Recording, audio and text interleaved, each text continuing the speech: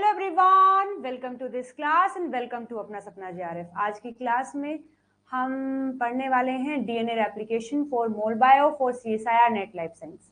तो हम पढ़ना शुरू करेंगे। उससे पहले बताएं आप सब कैसे हैं, तैयारी कैसी चल रही है और क्या मेरी आवाज स्क्रीन सब ओके है जी? Good evening.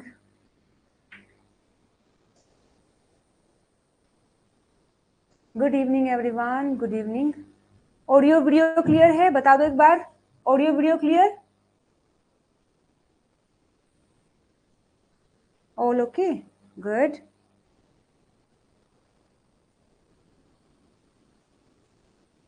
All okay, good,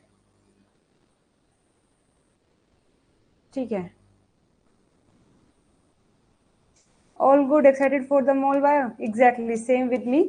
I am also excited to teach. जी, पढ़ना शुरू करें फिर?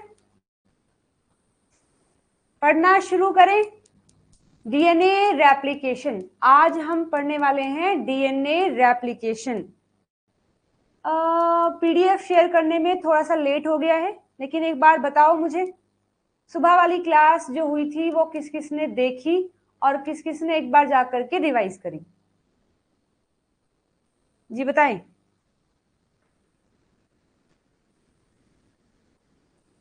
तो ये हमारा डीएनए रेप्लिकेशन का पार्ट नंबर 1 है और मॉलिक्यूलर बायोलॉजी का लेक्चर नंबर 2 है। ठीक है, कोमल ने देखी है, स्मृति ने देखी है, रिमशा ने थम्सअप किया है। आई डोंट नो कि थम्सअप किस चीज के लिए है। सलोनी, सुष्मिता, भूमिका, तनु,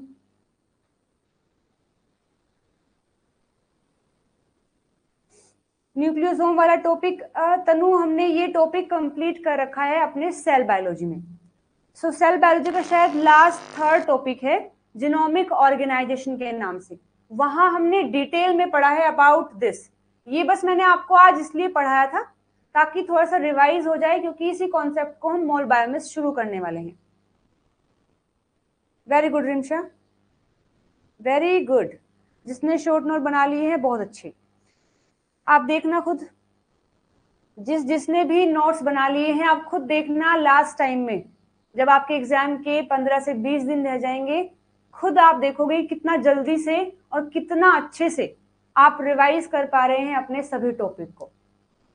जो भी इस चीज को फॉलो कर रहे हैं, शॉर्ट नोट्स बना रहे हैं, आपकी मेहनत बिल्कुल भी बेकार नहीं जाएगी। लास्ट टाइम पे आप सब कुछ रिवाइज कर लेंगे जो भी जरूरी है। ओके ठीक है, किसी ने नोट्स बना लिए हैं, किसी ने केवल देखा है, कोई बात नहीं। इस क्लास के बाद इसका भी और जो सुबह हुई थी उसका भी, दोनों क्लास के शॉर्ट नोट बनाकर एक बार रिवाइज करके ही आप सोएंगे। ये रोज आपको डिसाइड करना है, बिल्कुल पक्का मान के चलना है कि जितनी भी क्लासेस दिन में हो रही हैं उन सभी का काम उसी दिन पूरा करके आप सोएंगे। ऐसा अगर कर रहे हो तो सिलेबस भी टाइम पर कंप्लीट होगा, रिवाइज भी आपका अच्छे से होगा और सब चीजें स्मूथली चलेंगी। आपको पैनिक होने की बिल्कुल भी जरूरत नहीं होगी। ठीक है जी? Okay good, very good. जिसने भी बना लिए, जिसने नहीं बनाए हैं वो इस क्लास के बाद दोनों क्लास के बनाएंगे। सो डीएनए रेप्लिकेशन एक बेहद जरूरी टॉपिक है और हमारे सिलेबस का पार्ट नंबर 1 ए का एक टॉपिक है। याद है ना, सुबह हमने पढ़ा था पार्ट ए में हमें 3 टॉपिक पढ़ने हैं, replication, repair system, recombination, 3 R पढ़ने हैं। तो एक आर को आज शुरू कर रहे हैं, दैट इज डीएनए रेप्लिकेशन। देखिए क्या होता है। DNA replication is the process by which a cell copies its DNA, ensure that each daughter cell receive an exact genetic copy during the cell division, mitosis या meiosis। तो देखिए, DNA replication एक ऐसी process है जो हमेशा नहीं होती है। ये केवल तब होगी जब एक सेल डिसाइड करता है कि मुझे डिवाइड करना है। तो जब भी एक सेल का डिसाइड हो जाता है कि उसको डिवाइड करना है, तो वो कई सारे फेज से होकर गुजरता है। जैसे अपना जीवन है, एस है, G2 है और M है। तो जीवन में और जीवन में और G2 में ट्रांसक्रिप्शन भी होता है, ट्रांसलेशन भी होता है, बट रेप्लिकेशन नहीं होता। लेकिन एस फेज बनाया ही इसलिए गया है कि वहां पर रेप्लिकेशन होगा। ठीक है, तो एस फेज में ट्रांसक्रिप्शन ट्रांसलेशन भी हो सकता है, बट मेन आपका रेप्लिकेशन होता है। तो आप ये बात याद रखेंगे कि ट्रांसक्रिप्शन ट्रांसलेशन तीनों फेज में हो सकते हैं, G1 में भी, S में भी, G2 में भी, लेकिन डीएनए का रेप्लिकेशन केवल और केवल एस फेज में होता है। और वो भी किस लिए हो रहा है? क्योंकि वो सेल डिवाइड करने के लिए जाएगा, एस के बाद G2 के बाद एम आएगा, और एम फेज में एक सेल दो सेल में डिवाइड हो जाता है। लेकिन फिलहाल हमारे सेल के पास जो जेनेटिक मटेरियल है यानी डीएनए वो एक ही कॉपी में है, बट आगे जाकर के दो सेल बनेंगे तो दो कॉपी चाहिए, इसलिए हमारा सेल अपने डीएनए को डबल कर लेता है, अपने डीएनए को डबल कर लेता है, ताकि ये इंश्योर किया जा सके कि जो डॉटर सेल बनेंगे उनको एग्जैक्ट एक एक कॉपी दी जा सके। कुछ जरूरी बातें अबाउट द डीएनए रेप्लिकेशन। सबसे पहली बात, मोड ऑफ रेप्लिकेशन। सबसे पहले जब हमें इस चीज के बारे में नहीं पता था, थोड़ा बहुत ही पता चलना शुरू हुआ था, तब 3 मॉडल दिए गए डीएनए के रेप्लिकेशन को लेकर के। तीनों के बारे में हम पढ़ेंगे, लेकिन फिलहाल जो मॉडल सबसे ज्यादा एक्सेप्ट किया जाता है कि हाँ ऐसे ही होता होगा, वो है semi conservative mode of replication. यानी जब हमारा डीएनए डुप्लीकेट करता है तो जो नया डीएनए बनता है वो कंप्लीटली नया नहीं होता, उसमें 50% नया होता है, 50% पुराना होता है। यानी 2 स्ट्रैंड से मिलकर बना होता है अपना डीएनए, जिसमें एक स्ट्रैंड तो नया बना है और एक स्ट्रैंड तो पेरेंटल है और एक स्ट्रैंड नया बनता है। इसे बोलते हैं सेमी कंजर्वेटिव। सेमी का मतलब होता है हाफ, कंजर्वेटिव मतलब जो पहले का ही है, तो आधा पहले वाला है और आधा बनता है न्यू। डीएनए सिंथेसिस हमेशा 5 प्राइम टू 3 प्राइम चलता है। हमने सुबह वाली क्लास में पढ़ा था कि ऐसा क्यों होता है। सो टेम्पलेट रीड की जाती है 3 प्राइम टू 5 प्राइम। टेम्पलेट मैंने बताई थी क्या होती है, डीएनए का वो स्ट्रैंड जो यूज किया जाता है या रीड किया जाता है ताकि नया स्ट्रैंड बन सके, उसे टेम्पलेट बोलते हैं। और डीएनए रेप्लिकेशन में दोनों ही स्ट्रैंड बिहेव करते हैं as a template, but RNA की सिंथेसिस में कोई एक बिहेव करता है। तो जो भी टेम्पलेट की तरह बिहेव कर रहा है उसको 3 प्राइम से 5 प्राइम रीड किया जाता है, और डीएनए जो नया बनता है वो 5 प्राइम टू 3 प्राइम बनता है। ये डीएनए के केस में भी है और आरएनए के केस में भी है। कहां होता है? अगर यूकैरियोटिक सेल की बात करें तो न्यूक्लियस के अंदर, प्रोकैरियोटिक के पास तो न्यूक्लियस होता नहीं है, तो वहां साइटोप्लाज्म के अंदर ही रेप्लिकेशन होती है। और कब होगा? सेल साइकिल के एस फेज के दौरान ये प्रोसेस होती है। तो सारे ऐसे पॉइंट हैं जो बिल्कुल बेसिक है, लेकिन आपको इनके बारे में पता होना जरूरी है। जी बिल्कुल, है ना? हाँ, अभी देखो मोड ऑफ रेप्लिकेशन। हाँ, ये देखिए डीएनए है अपना, ये पेरेंटल डीएनए है, ये एक स्ट्रैंड है, ये एक स्ट्रैंड है। अब ये दोनों हमने अलग अलग कर दिए हैं, तो ये भी बिहेव करेगा एज अ टेम्पलेट स्ट्रैंड, ये भी बिहेव करेगा एज अ टेम्पलेट स्ट्रैंड। इसको रीड करके नया स्ट्रैंड बनेगा, इसको रीड करके नया स्ट्रैंड बनेगा। इसको रीड कर रहे हैं नया, इसको रीड कर रहे हैं नया। तो ये जो नया डीएनए बना है इसमें 50% यानी एक स्ट्रैंड पुराना है और एक स्ट्रैंड नया है। ऐसे ही यहां पर होता है। सो मॉडल ऑफ डीएनए रेप्लिकेशन 3 दिए गए थे, जिसमें पहला है कंजर्वेटिव। बस बताया गया था कि ऐसा ऐसा हो सकता है। जैसे कंजर्वेटिव ये कहता है, कंजर्वेटिव मॉडल ये कहता है कि entire parental DNA remain intact, new DNA is fully new. मतलब जो पुराना डीएनए है वो एग्जैक्टली ऐसे ही रहता है और नया डीएनए बिल्कुल नया रहता है, तो उसको बोलते हैं कंजर्वेटिव। यानी 100% जो ओल्ड है वो ओल्ड रहेगा, जो न्यू है वो न्यू रहेगा। तो उसमें 100% ओल्ड, 100% न्यू, ये कहता है कंजर्वेटिव मॉडल। उसके बाद सेमी कंजर्वेटिव कहता है each daughter DNA has one old strand and one new strand, यानी 50% old and 50% new। डिस्पर्सिव हमें ये बोलता है कि पेरेंटल जो डीएनए है वो जैसे अपने पास पूरा डीएनए है, उसका कुछ सेगमेंट पुराने वाला है, बीच में कुछ नया है, फिर पुराना, फिर कुछ नया। डिस्पर्सिव का मतलब होता है फैला हुआ। तो यहाँ parental DNA segment are scattered through both strand. जो भी नए स्ट्रैंड बने हैं वो कंप्लीटली नए नहीं है, उनमें कुछ पुराने भी हैं। सो यहाँ मिक्सिंग हो गई है, mix of old and new piece in both stand. दोनों स्टैंड में जो एक स्टैंड है उसमें नया भी है पुराना भी है, दूसरे स्टैंड में नया भी है पुराना भी है। तो ये कहता है डिस्पर्सिव मॉडल ऑफ रेप्लिकेशन। जिनमें से ये भी फेल हो गया, ये भी फेल हो गया, जो अब सबसे ज्यादा एक्सेप्ट किया जाता है और सबसे करेक्ट माना जाता है वो है आपका सेमी कंजर्वेटिव। लेकिन एक एक्सपेरिमेंट किया गया जिससे बताया गया कि yes the mode of replication is semi conservative. चलिए पढ़ते हैं उस एक्सपेरिमेंट के बारे में। हाँ, डायग्राम से भी देख सकते हैं। जैसे कंजर्वेटिव हमें क्या कहता है, ये अपने पास पेरेंटल डीएनए है जो ब्लू कलर में है। तो पेरेंटल डीएनए है, जब फर्स्ट रेप्लिकेशन हुआ तो फर्स्ट रेप्लिकेशन में हमने देखा कि जो अपना पुराना डीएनए है ये पुराना सेम एज इट इज रह गया है और नया बिल्कुल ही नया बना है। आगे जाकर के ये एक तो पुराना रहेगा, उसमें एक नया बनेगा और बाकी ये सारे इसके बनेंगे, मतलब ये पुराना रहेगा ये नया बनेगा। सेमी कंजर्वेटिव में क्या होता है, ये हमारे पास ओल्ड डीएनए है जिसमें कि जो दो डीएनए बने हैं आफ्टर फर्स्ट रेप्लिकेशन। तो इस स्ट्रैंड में देखो एक नया स्ट्रैंड है द येलो वन, एक पुराना है द ब्लू वन। सेम ऐसे यहां पर हुआ है। ऐसे ही जब आप जाएंगे सेकंड रेप्लिकेशन पर तो देखेंगे कि ये वाला पार्ट अलग हो गया है, तो येलो बिल्कुल नया येलो बनाएगा, ब्लू वाला अलग होकर के ये ब्लू वाला बनाएगा। तो इस तरीके से ये मूव करते हैं और नया डीएनए बनाते हैं।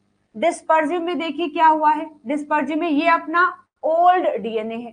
जब फर्स्ट रेप्लिकेशन होगा तो आप देख सकते हैं कहीं पर नया है, कहीं पुराना है, कहीं नया कहीं पुराना। ऐसे ही जब सेकंड रेप्लिकेशन होगा तो उसमें भी कहीं नया कहीं पुराना।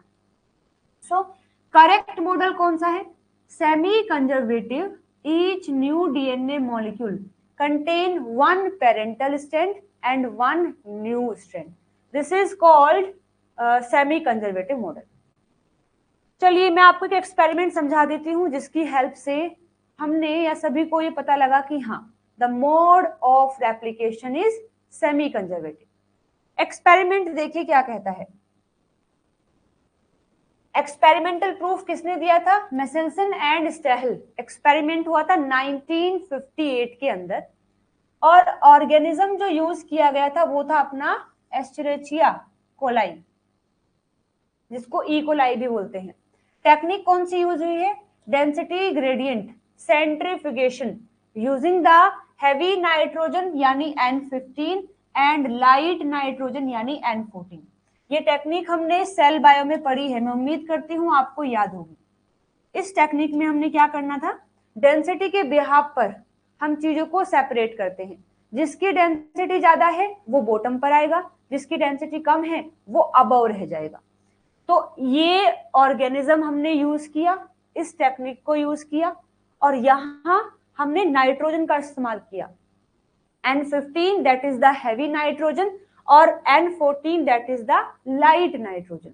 और हमें पता है कि हमारे डीएनए में नाइट्रोजन होता ही है। तो इस तरीके से एक्सपेरिमेंट को किया गया। स्टेप्स क्या क्या थे, सबसे पहले हमने अपने डीएनए को ग्रो किया ऐसे मीडियम में जो N15 कंटेन करता है। तो सारे डीएनए में जितने भी स्ट्रैंड बनने हैं, जितने भी डीएनए बने हैं वो सारे हैवी हो गए क्योंकि सबके पास हैवी वाला नाइट्रोजन आया है। तो सारे स्ट्रैंड में जितना भी जहां भी नाइट्रोजन है वो सारा N15 वाला है, तो वो अपना हैवी डीएनए हो गया है। यदि हम डीएनए को ग्रो करते हैं N14 में तो सारा डीएनए लाइट हो जाएगा। तो यहाँ बैंड दिखाए गए हैं, जैसे देखिए अगर दोनों स्ट्रैंड लाइट है, पहले हमने अलग अलग मार्क कर लिया कि अगर दोनों स्ट्रैंड लाइट हैं यानी सारे N14 वाले हैं तो बैंड हमें यहां दिखाई दिया। इसको मार्क कर लिया गया कि दोनों अगर लाइट की फॉर्म में है, दोनों में N14 वाला नाइट्रोजन है तो बैंड यहां आएगा, यानी ऑटोमेटिकली अपना डीएनए यहां आकर के रुक जाता है। अगर दोनों स्ट्रैंड हैवी नाइट्रोजन से मिलकर बने हैं तो हमने देखा कि बैंड यहां आकर के बनता है। तो हमने इसको मार्क कर लिया कि देखो अगर दोनों स्ट्रैंड हैवी है ना तो हमें यहां मार्क मिलेगा। फिर हमने देखा कि लाइट और डार्क, लाइट और हैवी वाला जो डीएनए है दोनों को अगर साथ रखते हैं तो लाइट वाला बैंड यहाँ और हैवी वाला आपको यहाँ मिलेगा। और अगर लाइट और हैवी दोनों मिक्स हो गई हैं, यहाँ लाइट हैवी दोनों अलग अलग हैं, तो अलग अलग बैंड आपको मिला है। यहाँ पर भी लाइट भी है, हैवी भी है, लेकिन दोनों एक साथ में है, अलग अलग नहीं है, तो आपको बैंड इन दोनों के इंटरमीडिएट मिल रहा है। क्योंकि ना ही तो यहाँ मिल सकता क्योंकि दोनों लाइट नहीं है, ना ही यहाँ मिल सकता क्योंकि दोनों हैवी नहीं है, तो कहाँ मिलेगा? दोनों के बीच में यहाँ मिलता है। तो हमने पहले ही मार्क कर ली है। तो जब हमने अपने इकोलाई को ग्रो किया ऐसे मीडियम में जो कि N15 से मिलके बना है, तो वो सारा डीएनए अपना हैवी हो जाता है और मार्क हमें यहां दिखाई दिया। उसके बाद हमने अपने उस डीएनए को ट्रांसफर कर दिया ऐसे मीडियम में जहां पर N14 है। फिर हमने इसे अलाउ किया कि ठीक है अब तुम रेप्लिकेशन करो। एक्सट्रैक्ट किया डीएनए को after each generation and centrifuge किया हमने सीजियल क्लोराइड ग्रेडियंट में, हमने इसको सेंट्रीफ्यूज किया।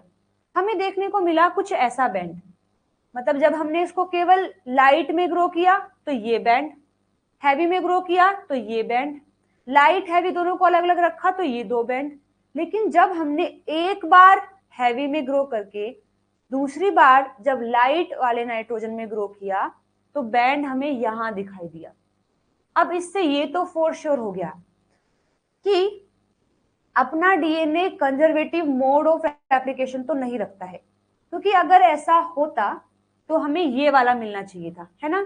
क्योंकि अगर ऐसा होता कि ओल्ड ओल्ड रहता है और न्यू न्यू रहता है, तो ओल्ड हमारा 15 है और न्यू हमारा 14 वाला है, तो हमें ऐसा बैंड मिलना चाहिए था। लेकिन ऐसा ना मिल करके इस रेप्लिकेशन के बाद हमें ये वाला बैंड मिला है, ये वाला बैंड मिला है, यानी दोनों के बीच में। तो अब दो मॉडल बचे हैं, सेमी कंजर्वेटिव और डिस्पर्जिव। तो या तो इस रिजल्ट के बाद जब फर्स्ट टाइम रेप्लिकेशन हो गई है उसके बाद हमारे पास दो रिजल्ट निकल के आए हैं कि या तो अपना रेप्लिकेशन डिस्पर्जिव है या तो अपना रेप्लिकेशन सेमी कंजर्वेटिव है। ठीक, फिर दोनों में कंफ्यूजन है, कोई एक होना चाहिए। हमने फिर से उसको रेप्लिकेट करवाया और फिर रेप्लिकेट करवाने के बाद हमें जो रिजल्ट मिला उससे ये पूरा डिक्लेयर हो गया कि the mode of replication is semi conservative. कैसे? जब हमने नेक्स्ट टाइम उसको रेप्लिकेट कराया N14 में ही, तो अब की बार हमें दो बैंड मिले, एक 14 पर और एक हाइब्रिड में। सो देखो रिजल्ट में क्या रहा, जब हमने 0 जनरेशन रखा तो ओनली हैवी डीएनए के बैंड मिले हैं। जब तक हमने मतलब उसको N14 में नहीं ग्रो किया तो हमें केवल एक बैंड मिलता है, वो भी कहां पर? हैवी वाला। तो 0 जनरेशन में हमें ओनली हैवी डीएनए बैंड मिला है और कंक्लूजन क्या निकला कि सारे ओल्ड वाले हैं।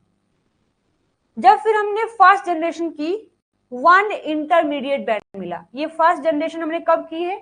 N14 पर ग्रो किया है, तो हमें 1 इंटरमीडिएट बैंड मिला। कंक्लूजन क्या निकला कि DNA has N15 N14 hybrid, semi conservative हो सकता है या फिर डिस्पर्जिव हो सकता है। इसीलिए हमने एक बार फिर से रेप्लिकेशन कराया, तब हमें ऑब्जर्वेशन क्या हुई? एक लाइट बैंड मिला और एक मिला इंटरमीडिएट, जिससे ये कंफर्म हो गया कि the mode is semi conservative. एक डायग्राम से और समझिएगा, ये देखो इस डायग्राम को समझिए। ये है मेरे पास N15 वाला डीएनए, दोनों स्ट्रैंड 15 वाले हैं, तो बैंड मुझे यहां कहीं मिला है, बैंड मुझे यहां मिला है। शायद ये नहीं दिखाई दे रही होगी, ये हमने ट्यूब ले ली है।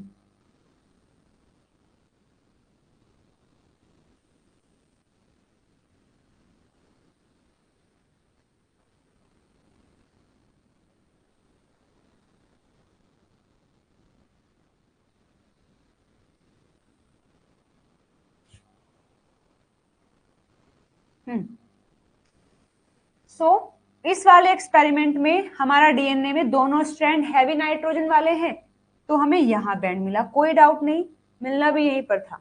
ठीक है, उसके बाद फिर 20 मिनट के बाद हमने देखा, क्योंकि इकोलाई में 20 मिनट में डीएनए रेप्लिकेट हो जाता है, तो हमें जो अब की बार बैंड मिला है वो इंटरमीडिएट वाला मिला है, यानी यहां हैवी था यहां लाइट था, लेकिन दोनों के बीच में मिला है।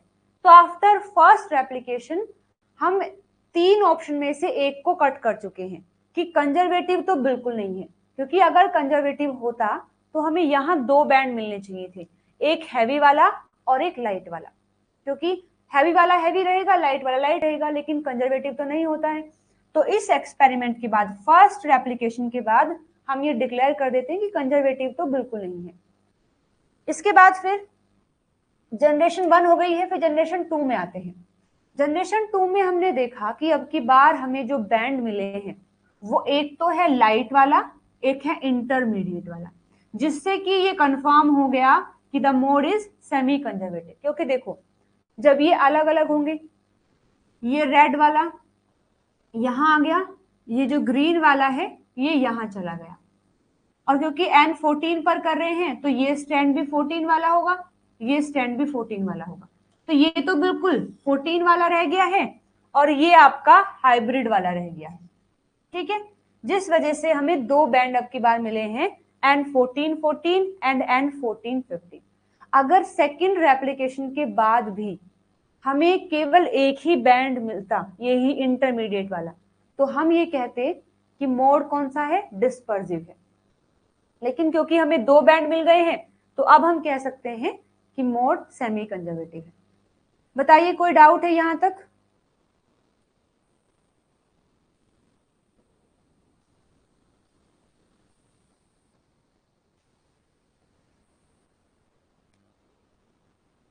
ओके, मैंने क्वेश्चन नहीं देखा। ठीक है, क्वेश्चन कल लेके आती हूँ फिर मैं।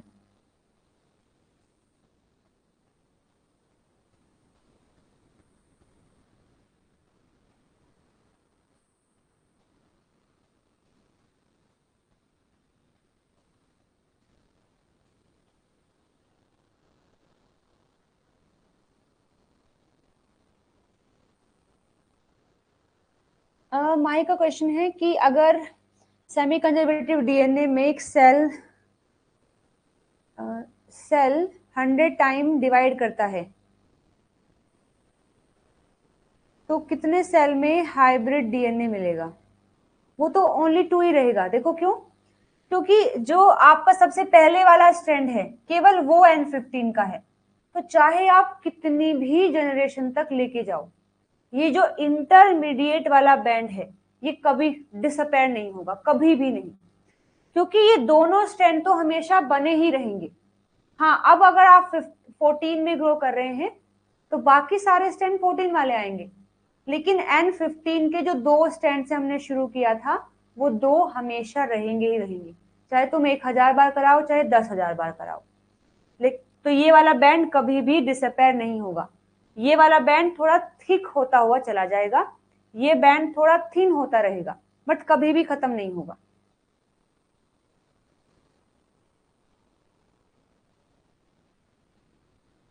Okay, done everyone. चलो जी, ठीक है, क्वेश्चन इस पर आया है, मैंने नहीं देखा है, कल क्वेश्चन लेके आ जाऊंगी। कल इसका क्वेश्चन देखते हैं कैसा आया था। डायग्राम एक बार और, चलो ठीक है, मैं डायग्राम जो है एक बार फटाफट लिख के बता देती हूँ, लिखकर और ठीक से समझ आएगा। ये देखिए, ये है मेरे पास एक डीएनए है, ठीक है, ये N15 है, ये भी N15 है, ठीक। जब हमने इसको ग्रो किया N14 वाले मीडियम पर, तो जब रेप्लिकेशन होता है सबसे पहले इनको अलग किया जाता है, तो एक स्टैंड अपना अलग हो गया, एक स्टैंड अलग हो गया। दोनों कौन से हैं, लिख लेते हैं, N15 वाले हैं और N15 वाले हैं, ठीक है। लेकिन अब जो नया स्टैंड बनेगा उसमें सारा नाइट्रोजन 14 वाला होगा, क्योंकि अब की बार हम 14 पर ग्रो कर रहे हैं। तो जो नया स्टैंड बनेगा, जो अपना नया स्टैंड बनेगा वो 14 वाला होगा, ठीक है।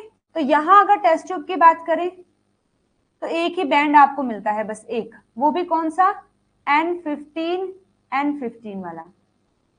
लेकिन यहां इस टेस्ट ट्यूब में आपको यहां पर भी एक ही बैंड मिलेगा, लेकिन इंटरमीडिएट वाला, यानी इससे थोड़ा ऊपर, ये कौन सा होगा, N14 और N15 वाला होगा।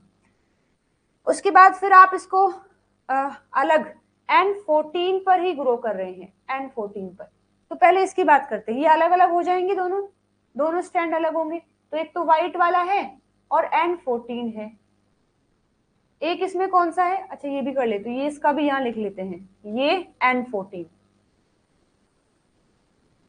इसके बाद देखिए ये 15 वाला अलग हो गया यहाँ, ये N15, ये 15 भी यहाँ अलग हो गया है N15। ठीक, अब जो नया स्ट्रैंड बनेगा वो 14 वाला बनेगा, क्योंकि हमारे मीडियम में 14 है, N14। तो यहाँ पर जो आएगा ये N14, यहाँ पर जो आएगा N14, यहाँ जो आएगा N14, यहाँ जो आएगा N14।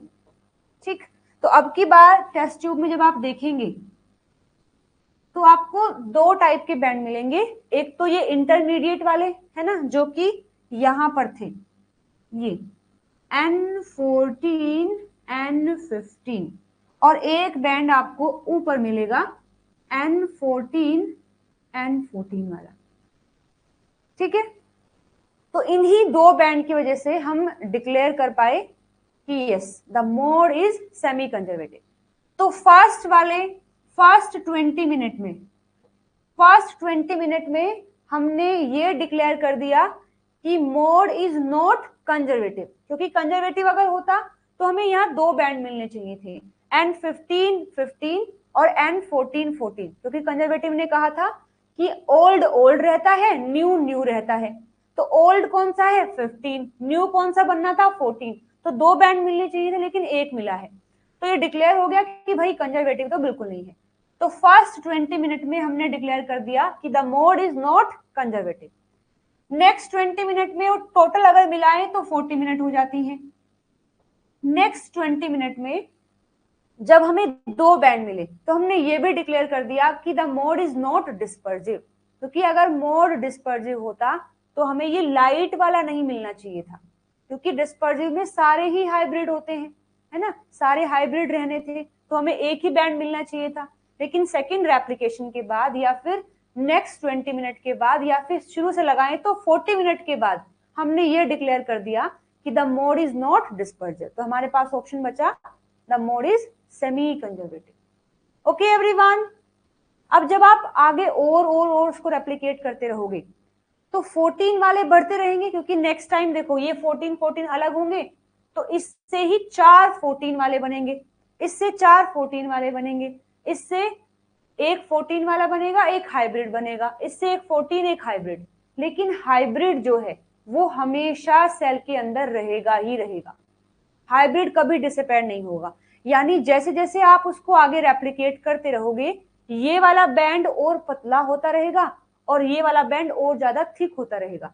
बट ये बैंड पतला हो गया है इसका मतलब ये नहीं कि आने वाले समय में खत्म हो जाएगा, ये बैंड कभी भी खत्म नहीं होगा, क्योंकि सेल में ये दो 15 वाले जो स्ट्रैंड है वो हमेशा रहेंगे ही, और ये अगर हैं तो हाइब्रिड हमेशा रहेगा। ओके एवरीवन, चलो ठीक, डन। अभी आगे देखते हैं, नेक्स्ट टॉपिक पर बढ़ते हैं। तो मोड मैं आपको बता चुकी हूं, अब हम बात करेंगे डीएनए रेप्लिकेशन करने के लिए हमें क्या क्या चाहिए, रॉ मटेरियल हमारे पास क्या होना चाहिए, टोटल मिलाकर के सब कुछ अभी देखते हैं। तो सबसे पहले तो होना चाहिए हमारे पास टेम्पलेट। डीएनए कम से कम एग्री तो हो कि हाँ मैं रेप्लिकेट करना चाहता हूं। एग्री होने से मतलब है कि वो अपने स्ट्रैंड को एज अ टेम्पलेट यूज करवाना चाहता है, एग्री है। तो टेम्पलेट क्या होता है, टेम्पलेट और कुछ नहीं, बस जब डीएनए डबल स्टैंडर्ड होता है, जब अपने आप को सिंगल स्टैंडर्ड कर लेता है, अब सिंगल स्टैंडर्ड हो गए हैं, उनको रीड करके नया डीएनए बनता है। तो ये जो पेरेंटल सिंगल स्टैंडर्ड डीएनए है यही होता है टेम्पलेट। तो serve as a template for the synthesis of the complementary strand.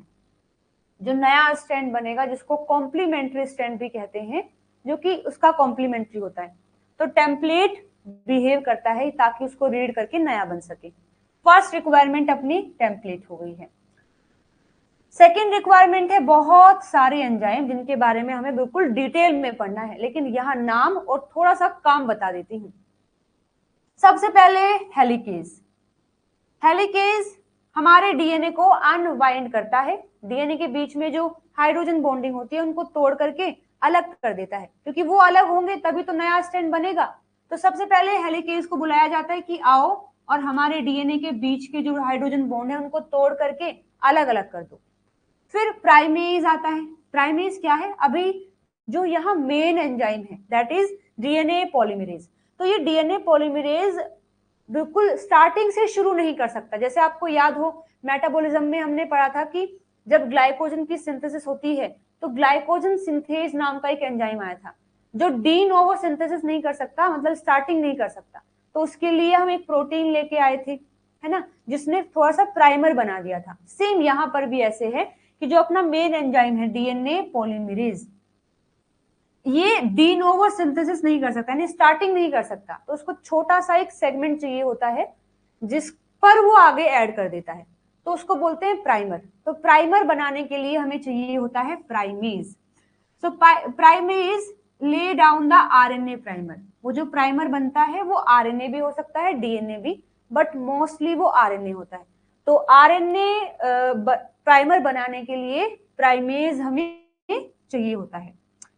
फिर थर्ड है जो मेन रोल प्ले करता है that is DNA polymerase. DNA polymerase synthesize करता है हमारे न्यू डीएनए को। तो ओल्ड डीएनए को रीड करते करते वो नया जो ऐड करने का काम है, जो फॉस्फोडाइएस्टर बॉन्ड बनता है उसे बनाने का काम करता है डीएनए पॉलीमरेज। इसके भी कई सारे टाइप होते हैं, आगे सब पढ़ेंगे। फिर आ गया है लाइगेज।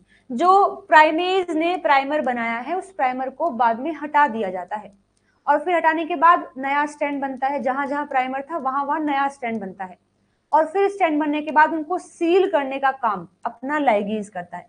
तो लाइगेज को मॉलिक्यूलर ग्लू भी बोलते हैं कि ये जोड़ने का काम करता है। सो लाइगेज ज्वाइन करता है फ्रेगमेंट्स को। इसके बाद टोपोआइसोमेरेज, हमें पता है कि डीएनए ऑलवेज ओपन तो नहीं होता है, बिल्कुल कोइल्ड फॉर्म में रहता है। जब हम उसको ओपन करते हैं तो वो टेंगल्ड हो जाता है, उलझ जाता है। तो उस टेंगल को कम करने के लिए, जो इसको बोलते हैं सुपर कोइलिंग हो जाना, तो अगर वो सुपर कोइलिंग ज्यादा बढ़ जाती है तो हेलिकेज फिर काम नहीं कर पाएगा, रुक जाएगा।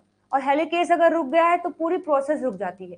तो हेलिकेज के आगे आगे टोपोआइसोमेरेज रहता है, यानी अगर सुपर कोइलिंग होती है तो उसको हटाने का काम टोपोआइसोमेरेज करता है। तो टोपोआइसोमेरेज रिलीव करता है टोर्जनल स्ट्रेन, जो भी टेंगल्ड हुए हैं, सुपर कोइलिंग हुई है, उसको हटाने का काम करता है। फिर आता है टीलोमेरेज। यूकैरियोट के अंदर टीलोमेरेज भी लिया जाता है, यानी ऐसा पार्ट डीएनए का जो आगे जाकर के टीलोमियर ऑफ क्रोमोसोम बनाता है। तो टीलोमियर एक ऐसा पार्ट है डीएनए का जिसको अलग से सिंथेसाइज किया जाता है। जो अपना मेन रेगुलर डीएनए पॉलीमरेज है वो टीलोमेरेज, जो टीलोमियर है उसको रेप्लिकेट नहीं कर पाता है। तो टीलोमियर का रेप्लिकेशन करने के लिए टीलोमेरेज को लिया जाता है। ये केवल यूकैरियोट में देखने को मिलता है। ठीक है, फिर ये हो गया एंजाइम्स। तो पहला रिक्वायरमेंट है टेम्पलेट होनी चाहिए। टेम्पलेट और कुछ नहीं, बस पेरेंटल डीएनए जब सिंगल स्ट्रैंडेड हो जाता है उसी को टेम्पलेट बोल देते हैं। Enzymes helicase, primase, polymerase, ligase, topoisomerase और टीलोमेरेज। अब सबस्ट्रेट क्या है? हमारा जो मेन एंजाइम है दैट इज डीएनए पोल, वो सबस्ट्रेट क्या यूज करता है? तो सबस्ट्रेट क्या आएंगे आपके? डीएनटीपीज। क्या आएंगे? डीएनटीपीज, यानी डीऑक्सीराइबो न्यूक्लियोटाइड्स, जिनमें डीऑक्सीराइबोज शुगर हो, क्योंकि डीएनए बना रहे हैं। तो डीएटीपी है, डीटीटीपी है, डीसीटीपी है और डीजीटीपी है। तो याद रखिएगा डीएनए पोल यूज करता है एटीपी को, डीएटीपी को, यानी ट्राइफॉस्फेट में। यानी सबस्ट्रेट आता तो ट्राइफॉस्फेट की फॉर्म में है, लेकिन जब उसे कनेक्ट करते हैं तो वो कनेक्ट होता है मोनोफॉस्फेट की फॉर्म में, यानी दो फॉस्फेट को निकाल दिया जाता है। सो अपने डीएनए पोल का सबस्ट्रेट डीएनटीपीज हैं, यानी ऐसा ही न्यूक्लियोटाइड जिसके पास 3 फॉस्फेट लगे हैं वो बिहेव कर सकता है एज अ सबस्ट्रेट। अगर कोई एक फॉस्फेट के साथ आया और आके बोला कि हमें भी ऐड कर दो, तो ये नहीं ऐड करेगा। कंडीशन ही ये है कि मैं ऐड केवल उसी को करूंगा जिसके पास 3 फॉस्फेट हैं, और ये भी कंडीशन है कि तुम्हारे 2 फॉस्फेट को मैं निकाल लूंगा और जब तुम्हें ऐड करूंगा तो केवल एक ही फॉर्म में ऐड करूंगा। अगेन एग्जांपल दे रही हूँ, ग्लाइकोजन के सिंथेसिस में जो ग्लूकोज आया था वो किस फॉर्म में आता है, यूडीपी ग्लूकोज, है ना। यानी ग्लाइकोजन सिंथेज जो सबस्ट्रेट यूज करता है वो क्या था, यूडीपी ग्लूकोज।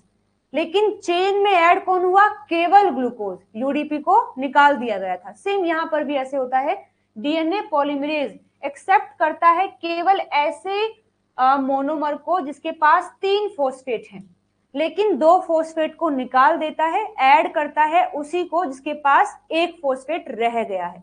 ऐसा क्यों होता है आगे मैं आपको बताऊंगी, लेकिन फिलहाल याद रखोगे सबस्ट्रेट क्या है, डीएनटीपीज है, ना कि डीएनएमपीज। तो ये बिल्डिंग ब्लॉक है हमारे डीएनए के। तो 3 रिक्वायरमेंट हो गई हैं। आगे देखो, एनर्जी भी तो चाहिएगी हमें, एनर्जी भी चाहिए होती है। तो एक मेन अच्छा सा फिनोमिना ये है कि जो सबस्ट्रेट है वो सबस्ट्रेट भी है और एनर्जी भी देता है। मतलब सबस्ट्रेट जो आ रहे हैं ना, डीएनटीपीज जो आ रहे हैं वो सबस्ट्रेट भी हैं और अपने आप को जोड़ने के लिए एनर्जी भी खुद दे देते हैं। तो provide by hydrolysis of the high energy phosphate bond in the dNTPs तो डिराइव द डीएनए सिंथेसिस। तो सबस्ट्रेट आ रहे हैं वो सबस्ट्रेट भी है और एनर्जी भी देते हैं। आगे हम फिनोमिना पढ़ेंगे कैसे करते हैं वो। फिर प्राइमर आ गया है, तो शॉर्ट आरएनए प्राइमर जो सिंथेसाइज होता है बाय द प्राइमेज, ये भी यूज किया जाएगा। ये क्यों यूज करते हैं, क्योंकि ये प्रोवाइड करता है 3 prime OH group for the DNA polymerase to start the elongation. सुबह मैंने बताया था ना आपको कि why 3 prime OH is required, अब आप समझ गए हैं। तो प्राइमर क्यों लगाया है, क्योंकि प्राइमर प्रोवाइड करता है 3 प्राइम OH और 3 प्राइम OH जरूरी है रिएक्शन को प्रोसीड करने के लिए या फिर जो बॉन्ड बनता है उसको बनाने के लिए। तो प्राइमर जरूरी है। उसके बाद प्रोटीन भी चाहिए होते हैं, वो एंजाइम थे, ये प्रोटीन है। तो प्रोटीन का नाम क्या है, SSBP, यानी सिंगल स्ट्रैंडेड बाइंडिंग प्रोटीन। ये ऐसे प्रोटीन है कि जब हम अपने डीएनए को अलग अलग कर देते हैं, हमारा हेलिकेज हाइड्रोजन बॉन्ड को तोड़ करके आगे बढ़ जाता है। अब हमें ये डर है कि ये डीएनए स्ट्रैंड जो एनर्जी लगा करके हमने अलग अलग किए हैं वो फिर से आपस में कनेक्ट ना हो जाए, इसीलिए हम कुछ प्रोटीन को लेकर के आते हैं, उन प्रोटीन को डीएनए के स्ट्रैंड पर लगा देते हैं और जब तक वो प्रोटीन स्ट्रैंड पर रहेंगे तब तक वो फिर से पेयर अप नहीं करेंगे। जैसे ही उस पार्ट का रेप्लिकेशन हो जाता है उन प्रोटीन को हटा दिया जाता है। तो सिंगल स्ट्रैंडेड बाइंडिंग प्रोटीन है जो प्रिवेंट करते हैं रीएनेलिंग ऑफ डीएनए, ताकि डीएनए के स्ट्रैंड आपस में कनेक्ट ना हो जाए, फिर से उसको रोकते हैं। And keep the DNA pol attach to the template. और भी काम करते हैं। जो अपना डीएनए पॉलीमरेज है ना, इसके पास अलग अलग डोमेन होते हैं, जिसमें कि एक स्लाइडिंग क्लैंप होता है, एक क्लैंप लोडर होता है जो आकर के पॉलीमरेज को लोड करते हैं। तो ये जो SSBP है ये डीएनए पोल के लोडिंग में भी एज वेल एज वो हमेशा अटैच रहे टेम्पलेट से, अलग ना हो जाए, उसके लिए भी SSBP मदद करता है। तो इसके 2 काम है, एक तो रीएनेलिंग नहीं होने देगा, दूसरा डीएनए पोल को कनेक्ट रखेगा टेम्पलेट से। ठीक, अब एक रिक्वायरमेंट और है डायरेक्शन। जो टेम्पलेट है वो रीड किया जाता है 3 प्राइम टू 5 प्राइम, तो जो नया डीएनए बनेगा वो 5 प्राइम टू 3 प्राइम बनेगा, जो कि बहुत जरूरी है for the polymerase activity. Okay everyone, so these are the requirement. एक बार फिर से रिकॉल करा देती हूँ। सबसे पहले चाहिए हमें टेम्पलेट। हमारा पेरेंटल डीएनए ही जब सिंगल स्ट्रैंडेड हो जाता है तो उसी को आप टेम्पलेट बोलते हैं। दूसरा रिक्वायरमेंट है प्रेजेंस ऑफ द एंजाइम। सबसे पहले helicase, then primase, DNA polymerase, ligase, topoisomerase और टीलोमेरेज। ये कुछ एंजाइम्स हैं जो चाहिए होते हैं। और थर्ड पार्ट क्या था हमारा, substrate. DNTPs are the substrate for the polymerase. फिर फोर्थ रिक्वायरमेंट है एनर्जी। जो सबस्ट्रेट है वो एनर्जी भी प्रोवाइड करते हैं। एक चाहिए होता है प्राइमर, कुछ चाहिए होते हैं प्रोटीन जैसे SSBP, और डायरेक्शन क्या होगी, टेम्पलेट को रीड किया जाएगा 3 प्राइम टू 5 प्राइम और नया स्ट्रैंड बनेगा 5 prime to 3 prime. Okay everyone, कोई डाउट है तो मुझे बता दो। हाँ बिल्कुल, ग्लाइकोजन की सिंथेसिस में जो प्राइमर बनाता है वो कौन था? ग्लाइकोजेनिन।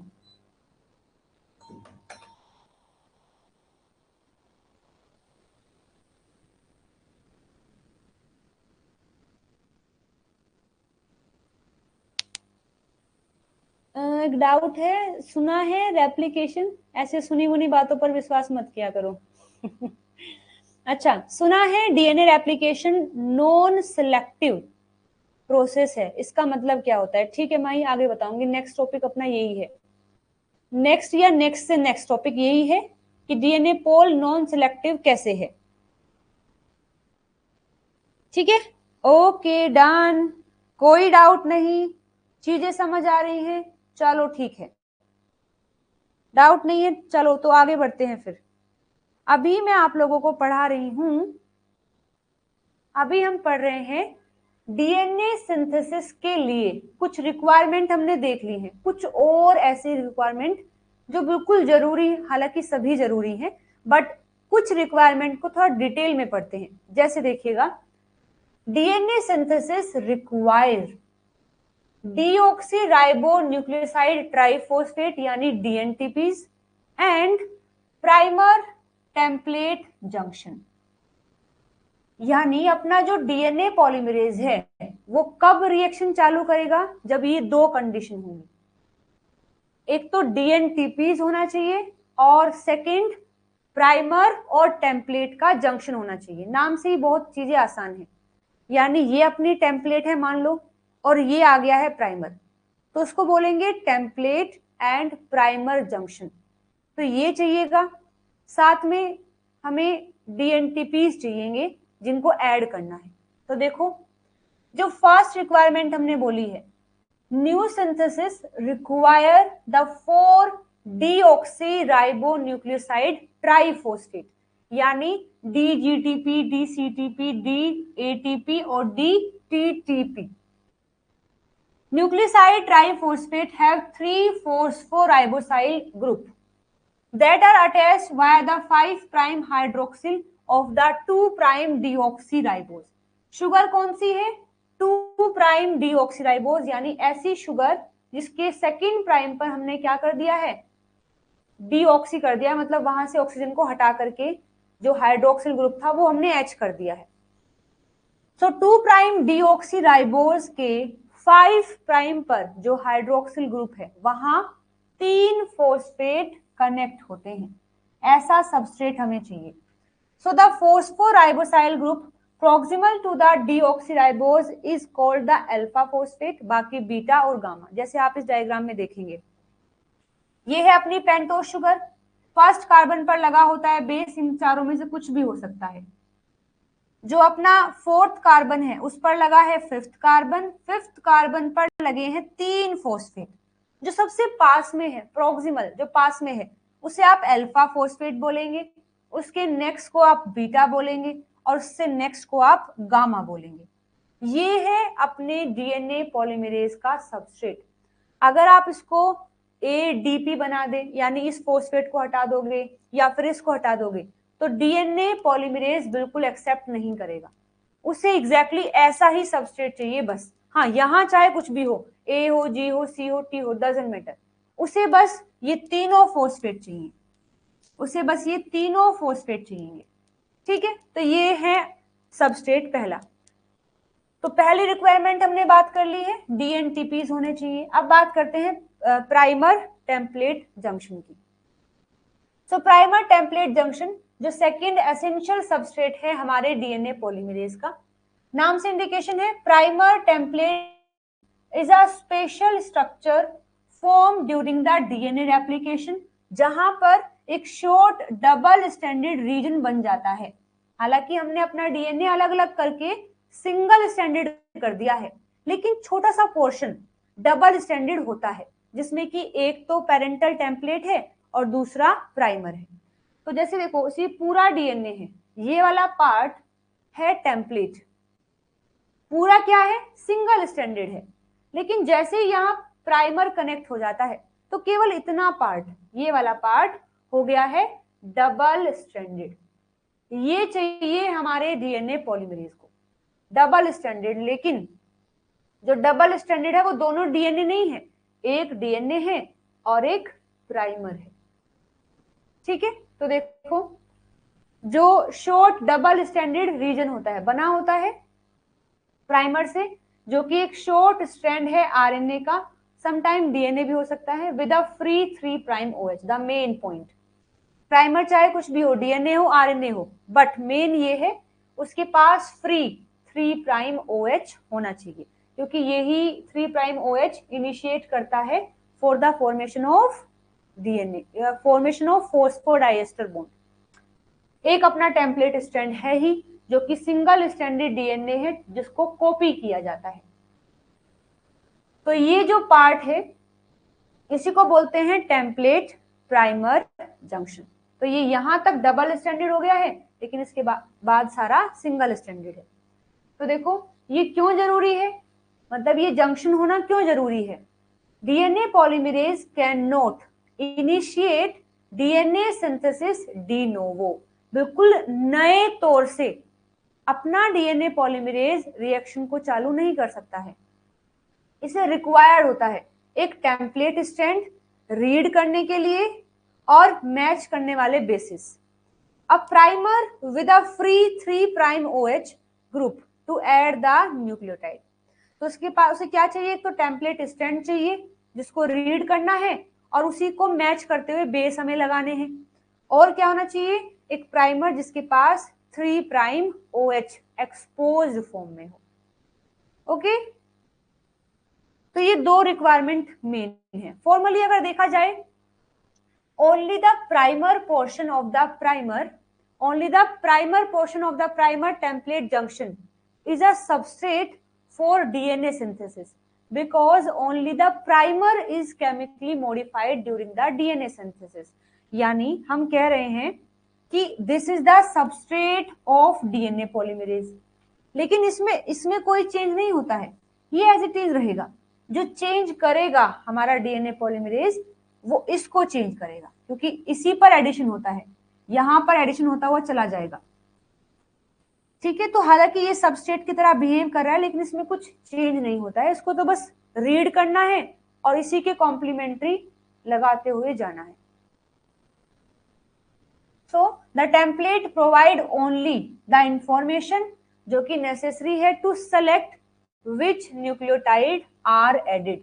Nevertheless, both a primer and a template are essential for all the DNA synthesis. समझ गए हो, बताओ, बातें समझ आ गई यहां तक?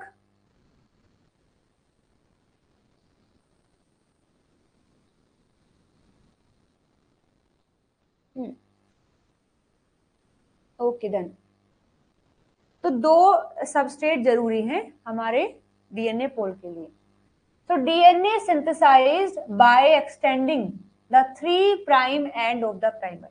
जो हमने प्राइमर लगा दिया है, अब जो अपना नया डीएनए बनना शुरू होगा वो इसी प्राइमर के 3rd प्राइम वाले OH को यूज करते हुए हम नया डीएनए बनाएंगे।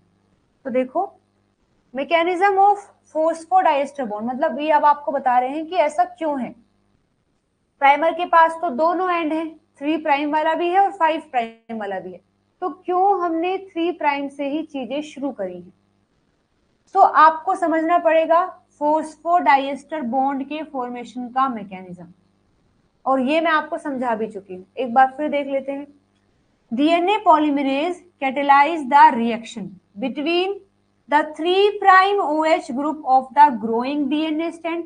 जो डीएनए स्टैंड ग्रो कर रहा है उसका यूज किया जाता है 3 प्राइम OH, और जो सबस्ट्रेट आ रहा है, जो डीएनटीपीज आ रही हैं, उनका यूज किया जाता है 5 प्राइम फॉस्फेट। बहुत जरूरी बातें हैं, बहुत बेसिक लग रही होंगी लेकिन जरूरी है। ठीक है,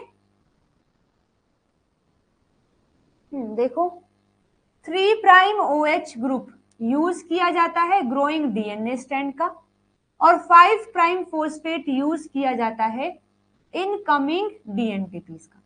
This form a new phosphodiester bond extending the strand at the 3 prime end. Energy की रिक्वायरमेंट की वजह से भी ऐसा होता है, जो इनकमिंग डीएनटीपीज आ रही हैं जैसे कि इनमें से कुछ भी हो सकती हैं, उनके पास 3 फॉस्फेट ग्रुप है, जैसे कि मैंने आपको भी बताया है। When added to the growing chain, जब वो एक जो चेन ग्रो कर रही है उसमें ऐड किए जाते हैं तो 2 फॉस्फेट को रिलीज कर दिया जाता है, और जब वो ब्रेक डाउन होकर के रिलीज होते हैं तो वहां से एनर्जी निकलती है, और उसी एनर्जी को यूज करके इस रिएक्शन को करवाया जाता है। जैसे देखेंगे, इस डायग्राम में देखो, ये है अपना टेम्पलेट, और हमें पता है टेम्पलेट को कैसे रीड करते हैं, 3 प्राइम टू 5 प्राइम रीड किया जाता है, और जो नया स्टैंड बनता है वो 5 प्राइम टू 3 बनेगा। तो यहां तक हमने लगा दिया है अपना प्राइमर, प्राइमर ने सारी बॉन्डिंग कर ली है, यहां तक ये बन गया है अपना टेम्पलेट एंड प्राइमर जंक्शन। अब देखो, अब आया है अपना नया डीएनटीपी।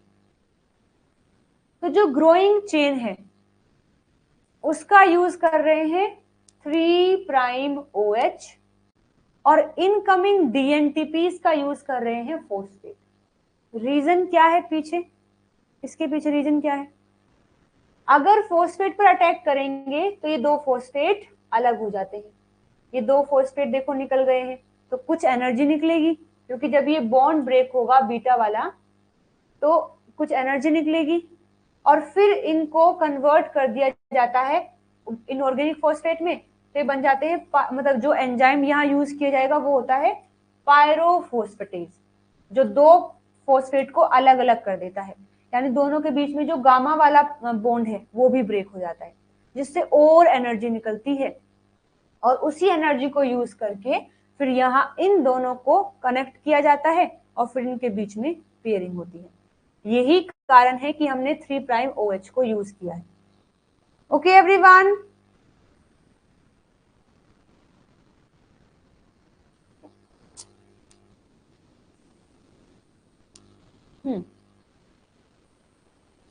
जैसे देखो, हाँ ये पार्ट में एक बार तुम्हें बता देती हूँ लिख करके ताकि समझ आ जाए। जैसे देखिए, हमने लिया, ये अपनी शुगर हो गई है, इस पर लगे हैं 3 फॉस्फेट, ये अल्फा, ये बीटा और ये गामा लगा है, ठीक। यहाँ अपना पहले से ही ग्रोइंग पार्ट जो है शुगर है, और मान लेते हैं ये इसका 3 प्राइम OH है, ये इसका 3 प्राइम OH है। तो इस H को पहले रिमूव किया जाता है, इस H को रिमूव करने के बाद अपना जो ऑक्सीजन है वो O नेगेटिव हो जाता है, यानी हाइड्रोजन और O के बीच में जो बॉन्ड बना था उसके दो इलेक्ट्रॉन वो यही ले लेता है, फिर ये अटैक करता है फॉस्फेट पर। जब ये यहाँ अटैक करता है तो ये बॉन्ड ब्रेक हो जाता है, जब ये बॉन्ड ब्रेक होता है तो कुछ एनर्जी निकलती है, उस एनर्जी को यूज करते हैं, और फिलहाल हमारे पास पायरोफोस्फेट आ गया, इसको बोलते हैं पायरोफोस्फेट, यानी 2 फॉस्फेट आपस में कनेक्ट है। फिर एक और एंजाइम आता है पायरोफोस्फेटेज, वो आकर के इस बॉन्ड को भी ब्रेक कर देता है, तो ये दोनों फॉस्फेट अलग अलग हो जाते हैं, और फिर यहां से एनर्जी निकलती है। तो कुछ एनर्जी यहां पर निकली थी और कुछ यहां पर, दोनों एनर्जी मिलकर इस रिएक्शन को प्रोसीड कराती है, और फिर यहाँ इन दोनों के बीच में बॉन्ड बन जाता है इस तरीके से, जिसको आप फॉस्फोडाइस्टर बॉन्ड बोलते हैं, ठीक। और एज वेल एज ये पूरा डीएनटीपी यूज कर लिया जाता है, तो ऐसे बॉन्ड भी हो जाता है और अपने सबस्ट्रेट भी आ गए हैं। तो जैसे देखोगे आप यहाँ पर हमने लिया XTP, X की जगह पर कुछ भी हो सकता है, एडेनिन, थायमिन, ग्वानिन और साइटोसिन, और ये लिया हमने XMP, अपनी ग्रोइंग चेन है जो ग्रो होती आ रही है, जिस पर मोनोफॉस्फेट लगा है, ये N की फॉर्म में ले लिए हैं हमने। जब इसको रिएक्शन किया तो देखो 2 फॉस्फेट निकल गए बाहर, और ये जो है 1 से ऐड हो गया है, मतलब 1 से बढ़ गया है, अब तक N थे तो अब ये भी ऐड हो गया है, तो N+1, तो आया है ट्राइफॉस्फेट की फॉर्म में, लेकिन ऐड हुआ है मोनोफॉस्फेट की फॉर्म में। ये रिएक्शन रिलीज करती है -3.5 किलो कैलोरी पर मोल की एनर्जी, हालांकि ये एनर्जी कम है। सो additional free energy is provided by the rapid hydrolysis of the pyrophosphate into two phosphate group by an enzyme known as pyrophosphatase. तो अब हमें जो दो फोस्फेट मिले हैं उनके बीच में भी बॉन्ड है, उसमें भी एनर्जी है, तो पायरोफोस्फेटेज आकर के तुरंत इस बॉन्ड को तोड़ देता है, तो और एनर्जी निकलती है, और टोटल मिलाकर के अब हमारे पास जो एनर्जी हो गई है वो -7 किलो कैलोरी पर मोल की हो गई है. So देखो, the net result of the nucleotide addition and pyrophosphate hydrolysis is the breaking of two high energy phosphate bond. Therefore, DNA synthesis is a coupled process. तो ये कैसी प्रोसेस हो गई है? कपल रिएक्शन वाली प्रोसेस हो गई है, यानी एक साइड एनर्जी रिलीज होती है और दूसरी रिएक्शन करवाने के लिए एनर्जी को यूज कर लिया जाता है. तो दिस एंड ओवरऑल रिएक्शन ये हो जाएगी. XTP लिया हमने, XMP लिया है, मतलब ये XMP क्या है? अपनी ग्रोइंग चेन है. ये XTP है, मतलब इनकमिंग न्यूक्लियोटाइड है. तो आपस में जब कनेक्ट हो जाते हैं तो XMP N+1 हो जाता है, और देखो ये दोनों फोस्फेट भी अलग हो जाते हैं. ठीक है.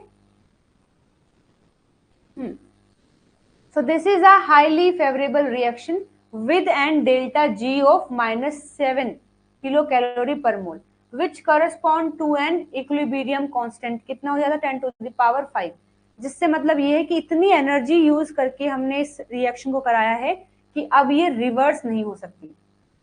ठीक है, अब हम इस रिएक्शन को रिवर्स नहीं कर सकते क्योंकि बहुत एनर्जी लगी है.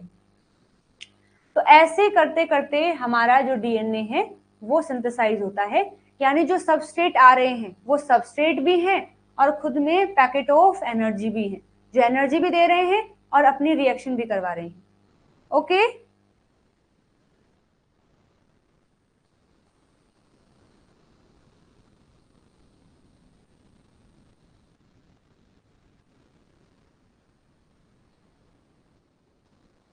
नहीं नहीं नहीं, अल्फा वाला, अरे नहीं होगा ना. अगर तुम अल्फा वाला भी रिमूव कर दोगे तो हम कह रहे हैं कि अपना डीएनए शुगर फोस्फेट से मिलके बना है. तो अगर तुम इस फोस्फेट को भी रिमूव कर दोगे तो यहाँ कौन सा फोस्फेट आएगा? जो तुम लेके आ रहे हो सबस्ट्रेट, उसमें 3 फोस्फेट है ना. अगर तुम तीनों फोस्फेट रिमूव कर दोगे तो फिर शुगर फोस्फेट की बॉन्ड कैसे बनेगी? बैकबोन नहीं बनेगी ना. तो एक फोस्फेट को तो रखा जाता है जो शुगर से रिएक्ट करेगा, फोस्फेट. तो ये शुगर, फिर ये फोस्फेट, फिर ये शुगर. इस पर फिर अपना 3' OH है, ये कोई शुगर है, इस पर फिर 3 फोस्फेट लगे हैं. इनको रिमूव कर देंगे तो ये एक बचेगा और यही अटैक करता है यहाँ पर. तो ओवरऑल हमें कुछ ऐसा मिलेगा कि यहाँ फोस्फेट आ गया अपकमिंग वाले का और उसका शुगर, और 2 फोस्फेट निकल गए बाहर. तो अल्फा फोस्फेट, अल्फा वाला जो फोस्फेट है वो तो एग्जैक्टली बैकबोन में आता है, और ये 2 फोस्फेट एनर्जी मिल सके इसलिए लेकर के आ रहे हैं. ठीक है. हाँ बिल्कुल, अगर ये फोस्फेट भी रिमूव कर दोगे तो फोस्फोडाइस्टर बॉन्ड नहीं बनेगा ना. 5' को फोस्फेट ऐड में कैसे? 5' को फोस्फेट ऐड में कैसे? मैं नहीं समझी, क्वेश्चन नहीं समझी, फिर से बताओ. फिर फोस्फोडाइस्टर बॉन्ड ही, हाँ ठीक है. ओके एवरीवन, कोई डाउट है तो बोलिए.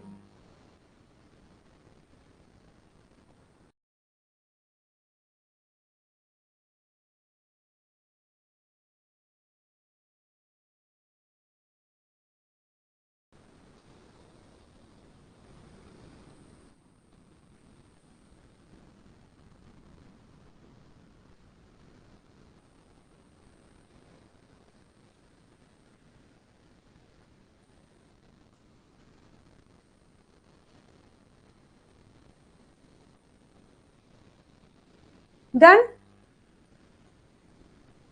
Okay.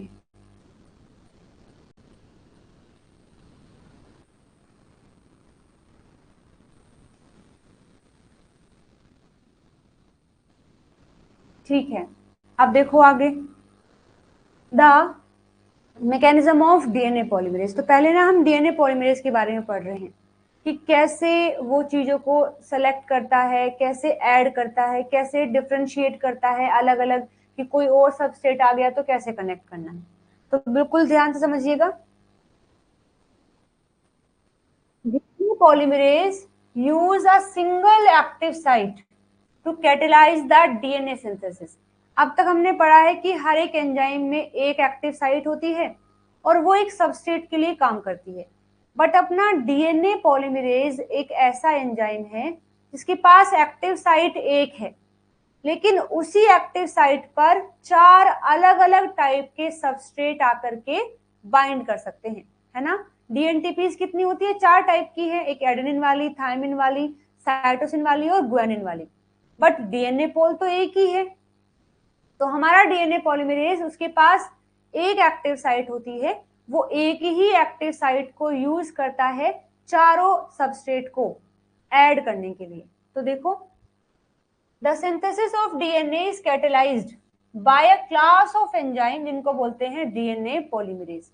So DNA polymerase use a single active site to catalyze the addition of any of the 4 deoxyribonucleotide triphosphate. DNA polymerase accomplishes this catalytic flexibility by exploiting the nearly identical geometry of the AT and GC base pair. वो ऐसा कैसे कर पाता है? क्योंकि उसे पता है कि जो A है वो T के साथ पेयर करेगा और G C के पास साथ पेयर करेगा। अगर ये कॉम्बिनेशन बना है तो चीजें ठीक चलेंगी, अगर ये कॉम्बिनेशन नहीं बना है तो खुद से ही डीएनए की जो एक्टिविटी है काम करने की, उसमें स्लो हो जाता है। तो the DNA polymerase monitor the ability of the incoming nucleotide to form an AT-GC base pair rather than detecting the exact nucleotide that enter the active site। जो माही ने क्वेश्चन पूछा था ना कि अपना डीएनए पॉलीमरेज नॉन सिलेक्टिव है, इसके पीछे का कारण ये है। मतलब देखो है क्या, अपना डीएनए ये नहीं अपना जो डीएनए पॉलीमरेज है वो ये नहीं देखता है कि कौन सा डीएनटीपी आया है, बस वो ये देखता है कि जो भी आया है क्या उसकी यहाँ सही पेयरिंग हुई है या नहीं। तो उसके पास एक मैकेनिज्म है जिससे वो चेक करता है कि चाहे जो भी डीएनटीपी आया, मानो चाहिए हमें टी और आ गया है ए, तो वो मना नहीं करेगा कि ए नहीं आओ, ए आ गया है ठीक है आ जाओ।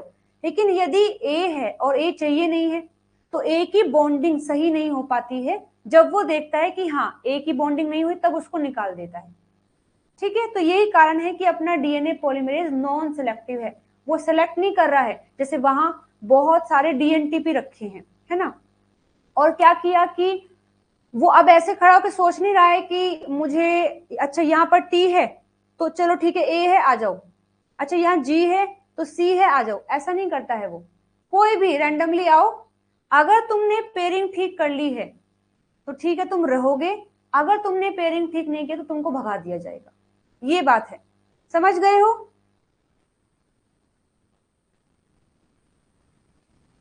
नहीं अविनाश, यहाँ पर नॉन टेम्पलेट टेम्पलेट स्टैंड नहीं आएगा, वो आएगा आपके आरएनए पॉलीमरेज में या फिर ट्रांसक्रिप्शन में आएगा, तब मैं समझाऊंगी, अभी इसका कोई काम नहीं है।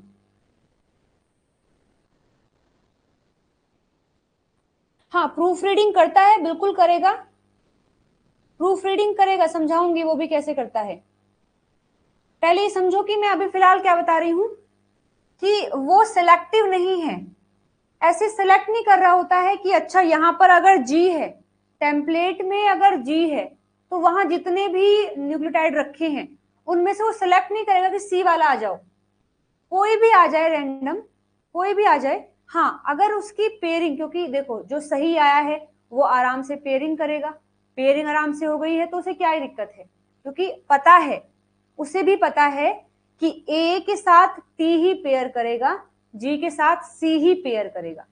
तो अगर ए है और हमें टी चाहिए और गलती से अगर सी आ गया है तो पेयरिंग ही नहीं होगी, और पेयरिंग नहीं होगी तो वो खुद ही भगा देगा उसको। तो ये फिनोमिना होता है, ठीक है। So DNA polymerase monitor the ability of the incoming nucleotide to form an AT and GC base pair rather than detecting the exact nucleotide that enter the active site। अब एक बात देखो, only when a correct base pair, जब correct base pair होता है, is formed are the 3 prime OH। चलो diagram समझाती हूँ फिर पढ़ेंगे इसको। ये देखो डायग्राम, यहाँ करेक्ट बेस पेयरिंग हुई है, समझना बिल्कुल ध्यान से। ये अपना डीएनए पॉलीमरेज का साइट है। तो ऑलरेडी ये है अपनी टेम्पलेट, शुगर है, फॉस्फेट है, शुगर है, ये टेम्पलेट है। यहां पर लगा है ग्वानिन, यहां पर लगा है एडेनिन। ठीक है, तो टेम्पलेट कुछ ऐसे है जिसमें यहाँ ग्वानिन है और यहाँ एडेनिन है। तो टेम्पलेट कुछ ऐसे है जहां पर यहाँ G है और यहाँ A है ना। यहां लगा है अपना प्राइमर, यहाँ प्राइमर लगा है और प्राइमर पर है C, और यहीं पर OH जो है 3 प्राइम वाला वो फ्री होगा। अब एक नया न्यूक्लियोटाइड आया और यहां अगर A है तो T आएगा। अब मान लो अगर T ही आ गया है, A था और T ही आ गया है, तो T आराम से अच्छे से यहाँ अपना हाइड्रोजन बॉन्ड बनाएगा और उसका ओरिएंटेशन कुछ इस तरीके से होगा कि इसका जो 3 प्राइम OH है, अपने जो साइटोसिन का 3 प्राइम OH है, वो आसानी से इसके जो अल्फा फॉस्फेट है उस पर अटैक कर पाता है। तो डीएनए पॉलीमरेज ये चीज चेक करता है कि जो नया न्यूक्लियोटाइड आया है, क्या इसके और जो पहले से अपना न्यूक्लियोटाइड है उसका 3 प्राइम OH, क्या वो आसानी से बॉन्ड बना पा रहे हैं। अगर बना पा रहे हैं तो ये सही आया है। अब यहां पर देखो, यहां सेम ऐसे ही है, लेकिन T की बजाय यहाँ कौन आ गया है, A आ गया है। तो पहली बात, अब अगर A आ गया है तो हमें पता है A और A के बीच में बेस पेयरिंग तो नहीं होगी, तो बेस पेयरिंग नहीं हुई। बेस पेयरिंग नहीं हुई तो अपने एडेनिन का जो पोजीशन है वो गड़बड़ हो गया है, जिस वजह से ये OH जो पहला एग्जिस्टिंग OH है वो नए इनकमिंग न्यूक्लियोटाइड के साथ बॉन्ड नहीं बना पा रहा है, काफी डिस्टेंस हो गया है। तो अपना डीएनए पॉलीमरेज समझ जाता है कि जो नया न्यूक्लियोटाइड आया है वो बॉन्ड नहीं बना पा रहा है, नहीं बना पाया तो उसको फिर रिजेक्ट कर दिया जाता है। अगर मानो अपना डीएनए पॉलीमरेज सिलेक्टिव होता तो वो पहले ही टी को बुलाता, वो ए को आने ही नहीं देगा, लेकिन ऐसा नहीं है, ए भी आ सकता है। यहाँ अगर ए है तो ए भी आ सकता है, यहाँ पर सी भी आ सकता है, यहाँ पर टी भी आ सकता है और यहाँ पर जी भी आ सकता है। तो अगर ए है और जब टी आएगा तो अच्छी बेस पेयरिंग होगी, बेस पेयरिंग अगर ठीक होगी तो इनका ओरिएंटेशन भी सही होगा और यहाँ पर जो अटैक है वो हो पाएगा और बॉन्ड बन जाता है। तो डीएनए पॉल समझ जाता है कि हाँ सही बेस पेयरिंग हुई है। सो अपना डीएनए पॉलीमरेज नॉन सेलेक्टिव है क्योंकि वो सेलेक्ट नहीं कर रहा है, वो बस ये देख रहा है कि जो अभी आया है क्या वो फोस्फोएस्टर बॉन्ड बना पाता है। नहीं, अगर इजीली बन रहा है तो उसको फिर रिजेक्ट कर दिया जाता है। ओके तो देखो यहाँ अभी इसको एक बार मैं पढ़ा देती हूँ। So only when a correct base pairing is formed are the 3 prime OH of the primer and the phosphate of the incoming nucleotide triphosphate in the optimum position for catalysis to occur। अगर सही base pairing हुई है तो तभी catalysis हो पाता है दोनों के बीच में। इनकरेक्ट बेस पेयरिंग अगर हो गई है तो lead to the dramatically lower rate of nucleotide addition as a result of a catalytically unfavorable alignment of these substrate। ठीक है, तो देखो कितना फर्क आता है, देखना एक बार। अगर इनकरेक्ट न्यूक्लियोटाइड आया है, जैसे यहां पर A के साथ में A आ गया था, तो देखो कितना फर्क आया है।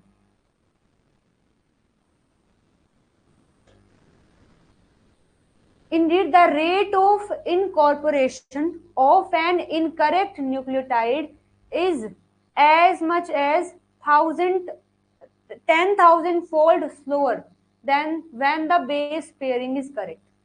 यानी जो रिएक्शन होती है OH के बीच में और इस फॉस्फेट के बीच में, अगर इनकरेक्ट बेस पेयर आ गया है, गलत आया है अगर अपना न्यूक्लियोटाइड, तो वो जो कैटालिसिस हो रहा है उसमें कितना स्लो हो गया है, 10,000 गुना धीमी हो गई है रफ्तार बॉन्ड बनने की, 10 गुना धीमी हो गई है।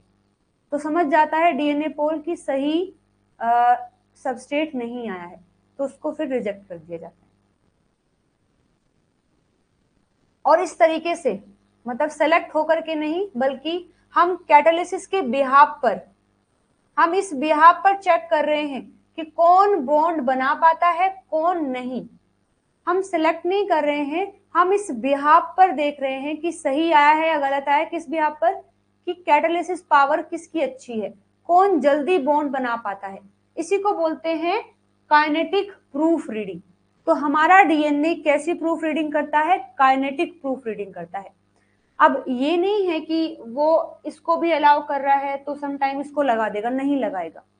इसका एक्यूरेसी रेट बहुत ज्यादा होता है, क्योंकि इसको बोलते हैं काइनेटिक प्रूफ रीडिंग। तो अपना डीएनए काइनेटिक प्रूफ रीडिंग करता है। और काइनेटिक प्रूफ रीडिंग क्या है?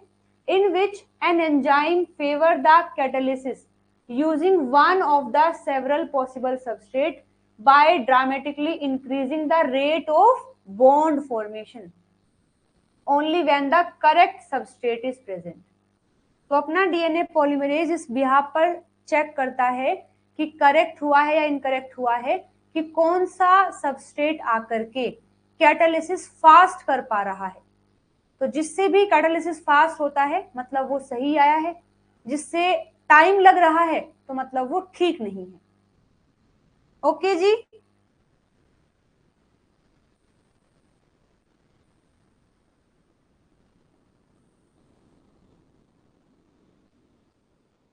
बहुत कम।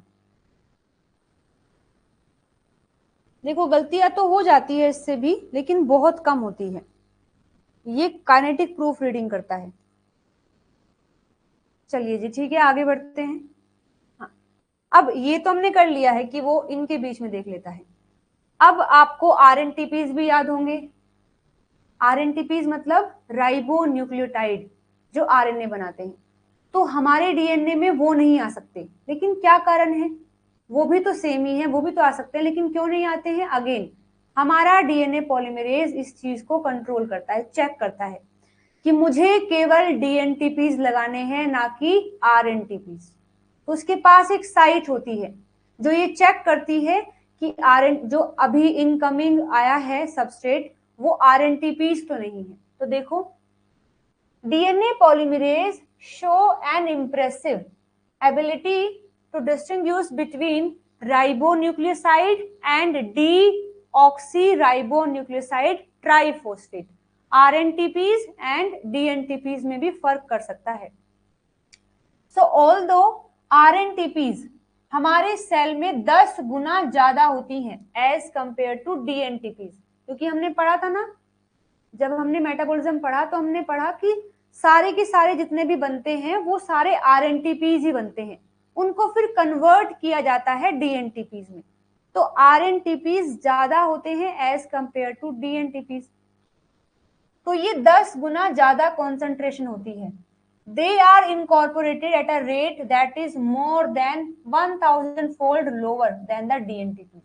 हालांकि वो इतने ज्यादा हैं, लेकिन उनकी ऐड होने का रेट इतना स्लो पड़ जाता है। अगर मानो एक डीएनटीपी आया है और अब आरएनटीपी आ गया है, तो रिएक्शन की जो स्पीड है वो 1000 गुना कम हो जाती है।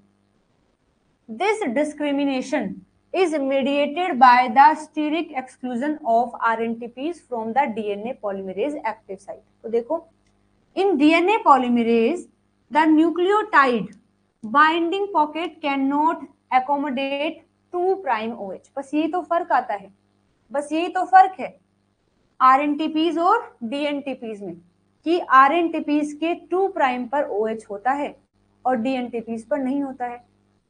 तो हमारा जो डीएनए पॉलीमरेज का जो पॉकेट है जो एक्सेप्ट करता है सबस्ट्रेट को, उसमें इतनी जगह ही नहीं है कि वो 2' OH को ले सके। This space is occupied by 2 amino acid. वो भी कौन से होते हैं? 2 अमीनो एसिड होते हैं glutamate.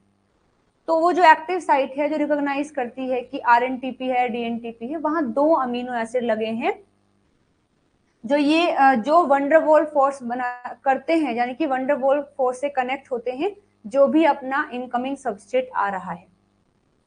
Changing these amino acid अच्छा पहले समझा देती हूँ फिर आगे बताऊंगी। ये देखो, ये है हमारा अगेन आरएनए पॉलीमरेज, और देखो ये वाला पार्ट जो है यहाँ, ये वो अमीनो एसिड हैं जो डिस्क्रिमिनेटर हैं, जो डिस्क्रिमिनेट करते हैं कि आरएनटीपी है या डीएनटीपी है।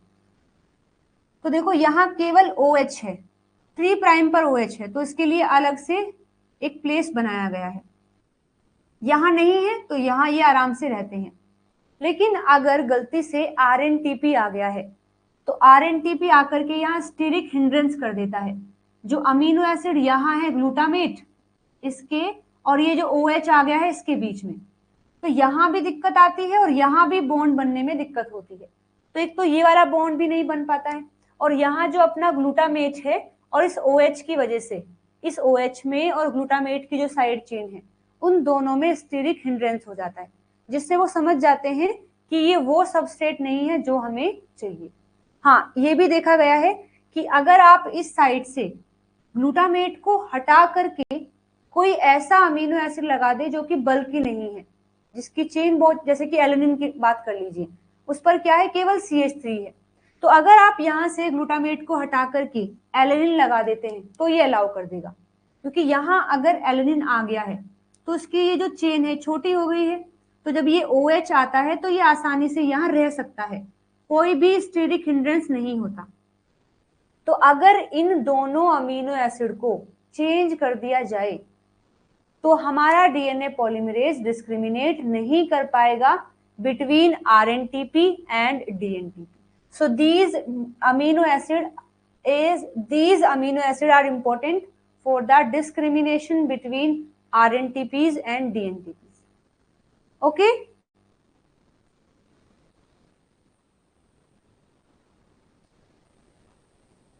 हाँ बिल्कुल। तो इसी 2 प्राइम OH के डिफरेंस से ही हमारा डीएनए पॉलीमरेज डिफरेंशिएट कर पाता है दोनों के बीच में। समझ गए हो? चलो अब हम बात करेंगे, अभी तक तो हमने डीएनए पॉलीमरेज की कुछ फीचर्स पढ़े हैं, कुछ उसकी खूबियां पढ़ी हैं कि ये इसके सबस्ट्रेट होते हैं, ये काम करता है, मतलब हाईली एक्यूरेसी से काम करेगा वो। ठीक, अब इसकी कुछ स्ट्रक्चर के बारे में पढ़ लेते हैं। स्ट्रक्चर देखिए, डीएनए पॉलीमरेज कैसा दिखाई देता है? Hand that grip the primer template junction. जैसे अपना हाथ होता है, राइट हैंड होता है, ये फिंगर है, ये थंब है और ये पाम है। तो ऐसे 3 डोमेन हमारे डीएनए पॉलीमरेज में होते हैं, तीनों का अलग अलग काम है। तो जो टेम्पलेट और प्राइमर वाला जंक्शन है वो बेसिकली यहाँ रहता है, पाम वाले एरिया में रहता है, और जैसे ही ये बन जाता है तो ये फिंगर जो है उसको आगे बढ़ाती है, मतलब जो बन गया है वो पीछे जाए और जो खाली वाला पार्ट है जिसको आगे बनाना है वो बीच में आ जाए, और जो थंब वाला पार्ट है वो बेसिकली इसको अटैच करने में मदद करता है।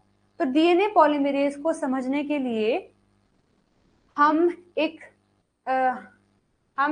ये एनालॉजी यूज कर सकते हैं।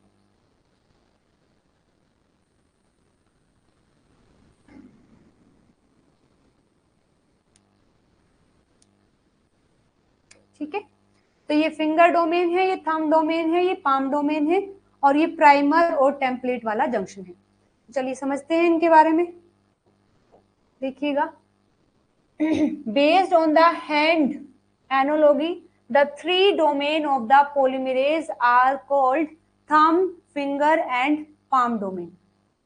जो palm domain होता है बना होगा बीटा शीट से, और इसके पास प्राइमरली एलिमेंट होते हैं कैटालिटिक साइट के लिए। This region of DNA polymerase bind होता है टू डाइवेलेंट मेटल आयन से। ये जो पाम डोमेन है जिस पर आकर अपना प्राइमर और टेम्पलेट बाइंड किया है, कनेक्ट हुआ है, इस पाम डोमेन के पास 2 मेटल आयन होते हैं। इनमें से ये मैग्नीशियम हो सकता है या जिंक हो सकता है। इनके काम क्या है?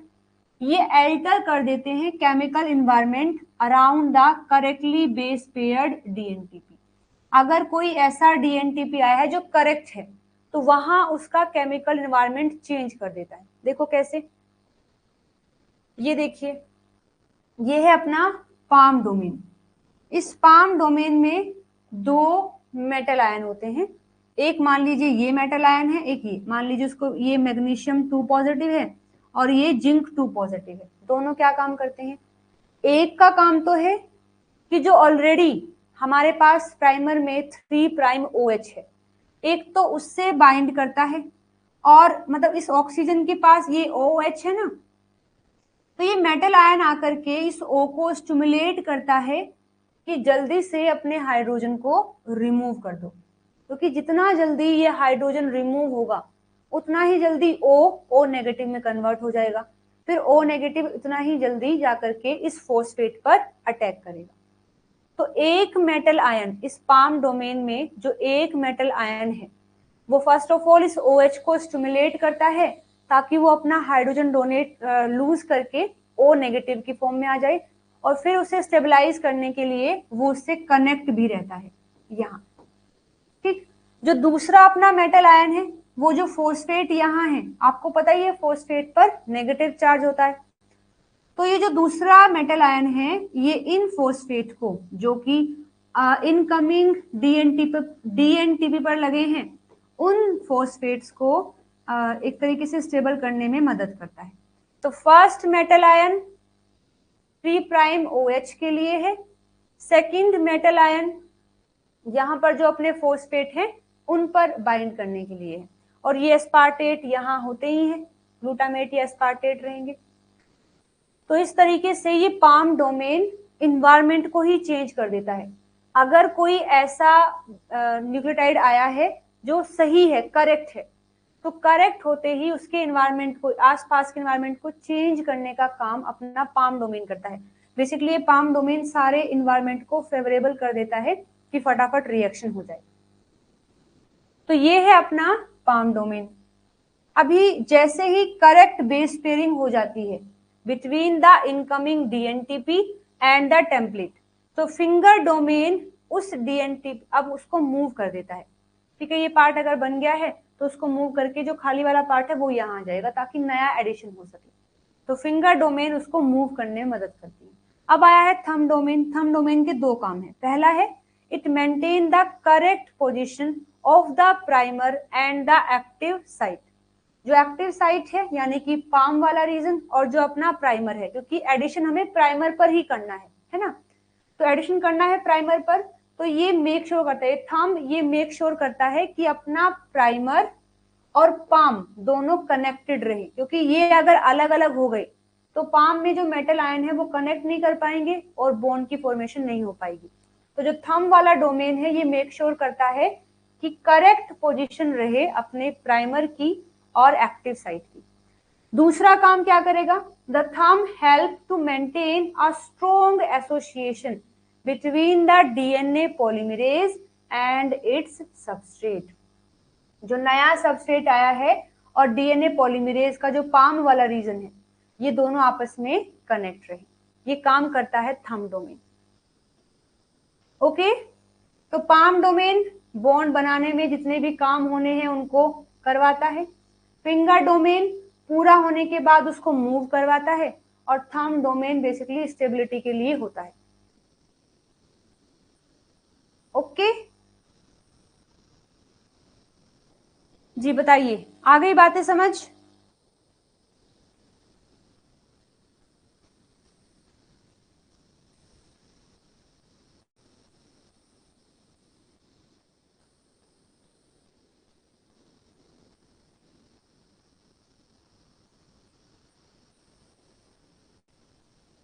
सबसे कनेक्टेड रहेगा, तीनों से साथ में कनेक्ट होता है, तीनों बॉन्ड से, तीनों नेगेटिव आयन से। आयन वाला एक बार फिर से, चलो ठीक है। जो अपना पाम डोमेन है ना, पाम डोमेन, इसके पास दो मेटल आयन होते हैं। ये दोनों मेटल आयन रखे गए हैं ताकि जो नया न्यूक्लियोटाइड आ गया है उसका माहौल बनाने के लिए, कि वो उसे आकर के हाँ वाइब आए कि हाँ यहाँ पर आकर ने बॉन्ड बनाना है। तो वाइब क्रिएट करने के लिए ये मेटल आयन प्रेजेंट होते हैं। कैसे वाइब क्रिएट करते हैं? जो पहले से OH प्रेजेंट है, इस OH को स्टिमुलेट करता है कि जल्दी से अपना हाइड्रोजन डोनेट करो, निकालो और खुद के ऊपर नेगेटिव चार्ज गेन कर लो।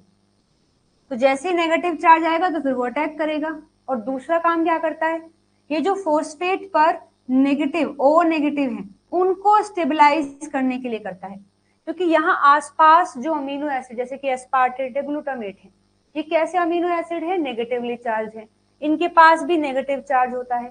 तो ऐसा ना हो जाए कि जो अप इनकमिंग डीएनटीपी है उसके फॉस्फेट पर नेगेटिव चार्ज है और ऑलरेडी जो यहाँ अमीनो एसिड है उन पर जो नेगेटिव चार्ज लगा है वो उसको रिपेल ना कर दे। अगर इन नेगेटिव चार्ज की वजह से ये वाला नेगेटिव चार्ज रिपेल हो गया तो ये बाहर निकल जाएगा, तो बाहर तो हमें निकालना नहीं है। इसीलिए इन नेगेटिव चार्ज को स्टेबलाइज करने के लिए कि इन पर बाकी का नेगेटिव चार्ज अफेक्ट ना कर सके, रिपेल ना कर सके, तो आकर पहले ही ये तीनों से बाइंड हो जाता है और स्टेबलाइज कर देता है। तो देखो मैं एक बार पढ़ देती हूँ, लिखा, एक मिनट रुकिए।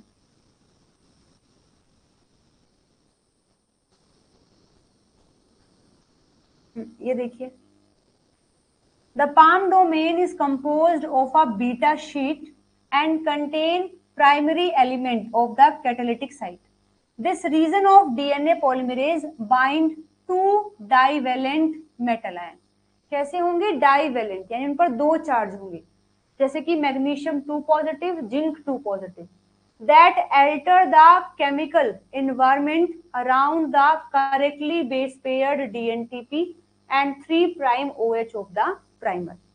जैसे one metal ion reduce the affinity of the 3' OH for its hydrogen. एक मेटल आयन आकर के ये मेक श्योर करता है कि OH में, O और H में, OH में जो O और H है इनके बीच की एफिनिटी कम हो जाए ताकि ये हाइड्रोजन यहां से अलग हो जाए, है ना, जिससे कि अगर इनकी एफिनिटी दोनों की कम हो गई है तो जनरेट हो जाता है अपना 3' O negative, that is prime for the nucleophilic attack, जो जरूरी है किस चीज के लिए, न्यूक्लियोफाइल अटैक करने के लिए, क्योंकि जब तक हमारा OH O नेगेटिव में नहीं आएगा वो उस फॉस्फेट पर अटैक नहीं कर पाएगा। तो एक मेटल आयन आकर के इस OH की एफिनिटी को डिक्रीज करता है उसके खुद के हाइड्रोजन के लिए, ताकि O नेगेटिव क्रिएट हो जाए, और O नेगेटिव जरूरी है न्यूक्लियोफाइल अटैक करने के लिए on the phosphate of the upcoming या incoming substrate. The second metal ion coordinate करता है the negative charge of the beta phosphate and gamma phosphate of the DNTP and stabilize the pyrophosphate produced by joining the primer and the incoming nucleotide. Okay?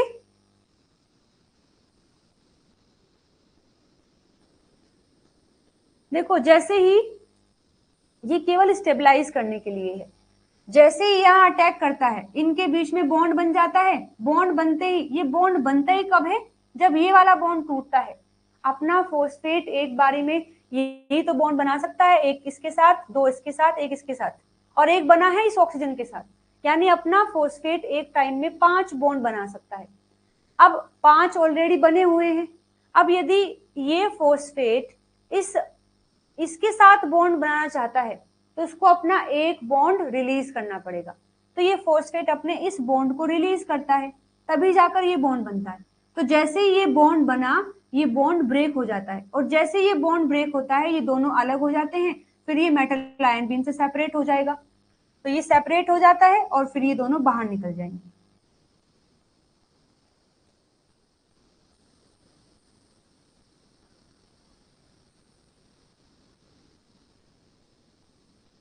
तो जो bond बना है अपना phosphoester, उसकी condition ही ये है कि फॉस्फेट को अपना जो बॉन्ड बना है बीटा के साथ उसे तोड़ना पड़ेगा, तो जैसे वो टूटता है तो नया बॉन्ड बन जाता है, वो दोनों अलग हो जाते हैं। Okay everyone, done?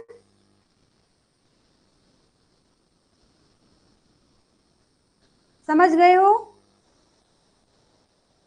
या नहीं समझे हो, बता दो।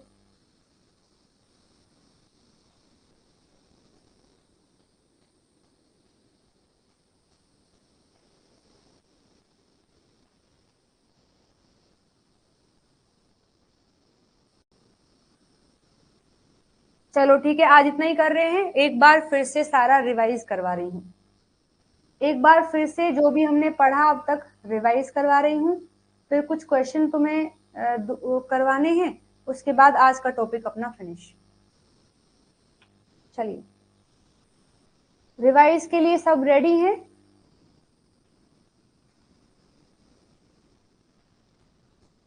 सारे थम्स अप करेंगे, फिर मैं शुरू से रिवाइज कराऊंगी, जल्दी से।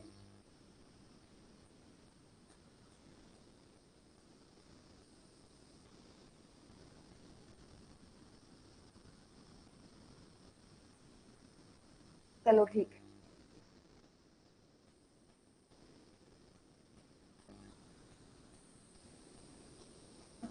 तो सबसे पहले हमने पढ़ा डीएनए रेप्लिकेशन का मतलब है डीएनए अपनी कॉपी बनाएगा ताकि ये इंश्योर किया जा सके कि जब माइटोसिस या मेयोसिस होगा तो दोनों सेल को इक्वल अमाउंट ऑफ डीएनए मिल सके। सेमी कंजर्वेटिव होता है, 5 प्राइम टू 3 प्राइम सिंथेसाइज होता है, यूकैरियोट में न्यूक्लियस में बनता है, प्रोकैरियोट में साइटोप्लाज्म में होता है, और सेल साइकिल के एस फेज में, केवल एस फेज में डीएनए का रेप्लिकेशन होता है। तो पहली स्लाइड में तो केवल हमने ये पढ़ा है। फिर हमने बताया कि डीएनए खुद ही, डीएनए के दोनों स्ट्रैंड खुद ही बिहेव करते हैं एज अ टेम्पलेट, यानी इन्हीं को पढ़ करके नया स्ट्रैंड बनाया जाता है। इसी को हम सेमी कंजर्वेटिव बोलते हैं। पहले 3 मॉडल आए थे, conservative, semi conservative, dispersive. Conservative में कहा गया कि 100% ओल्ड होता है और 100% न्यू होता है।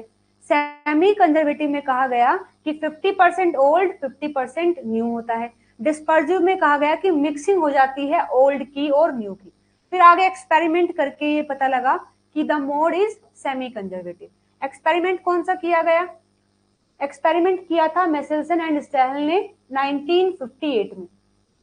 ऑर्गेनिज्म लिया अपना इकोलाई, और टेक्निक कौन सी यूज की थी? डेंसिटी ग्रेडियंट सेंट्रीफ्यूगेशन, जिसमें नाइट्रोजन के 2 पार्ट लिए गए, एक N15 और एक N14। N15 हैवी नाइट्रोजन है, N14 लाइट नाइट्रोजन होता है।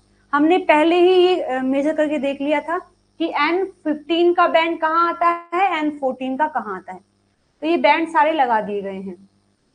तो पहले स्टेप क्या था? सबसे पहले हमने इकोलाई को ग्रो किया N15 वाले मीडियम में, तो डीएनए बिल्कुल हैवी बना है, पूरा डीएनए बिल्कुल हैवी बना है। फिर हमने ट्रांसफर किया अपने डीएनए को, इसी हैवी डीएनए को ट्रांसफर किया N14 वाले मीडियम में। फिर रेप्लिकेशन कराया, डीएनए को एक्सट्रैक्ट किया, सेंट्रीफ्यूगेशन किया।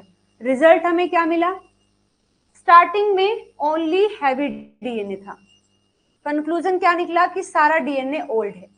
जब हमने फर्स्ट टाइम रेप्लिकेशन किया इन N14 मीडियम, तब हमें एक हैवी डीएनए का बैंड मिला और एक इंटरमीडिएट बैंड मिला। तो उसमें डीएनए हैज N14 15, और सेमी कंजर्वेटिव, यहां से बोला गया कि सेमी कंजर्वेटिव हो सकता है या डिस्पर्सिव हो सकता है। हमने इस चीज को भी और क्लियर करने के लिए सेकेंड टाइम रेप्लिकेशन कराया, तब हमें 2 बैंड मिले, एक वो इंटरमीडिएट वाला और एक मिला हमें लाइट वाला। तब हमने डिक्लेयर कर दिया कि the replication is semi conservative. जैसे देखो इस डायग्राम में, ये वाला देखो, इसमें हमने N15 15 वाला हैवी डीएनए लिया, इसका बैंड हमें यहां मिलता है। N14 में ग्रो किया तो हमें एक ही बैंड मिला, लेकिन ना ही तो हैवी पर ना ही लाइट पर, हमें बीच में मिला है। जब हमने सेकेंड टाइम रेप्लिकेशन कराया तो हमें 2 बैंड मिले हैं, 14 वाला, 15 वाला, जिससे डिक्लेयर हुआ कि yes, replication is semi conservative. क्योंकि अगर डिस्पर्सिव होती तो हमें केवल एक ही बैंड मिलता, क्योंकि डिस्पर्सिव नहीं है इसलिए हमें 2 बैंड मिल रहे हैं। तो ये एक्सपेरिमेंट प्रूफ कर देता है कि जो डीएनए रेप्लिकेशन है वो सेमी कंजर्वेटिव है।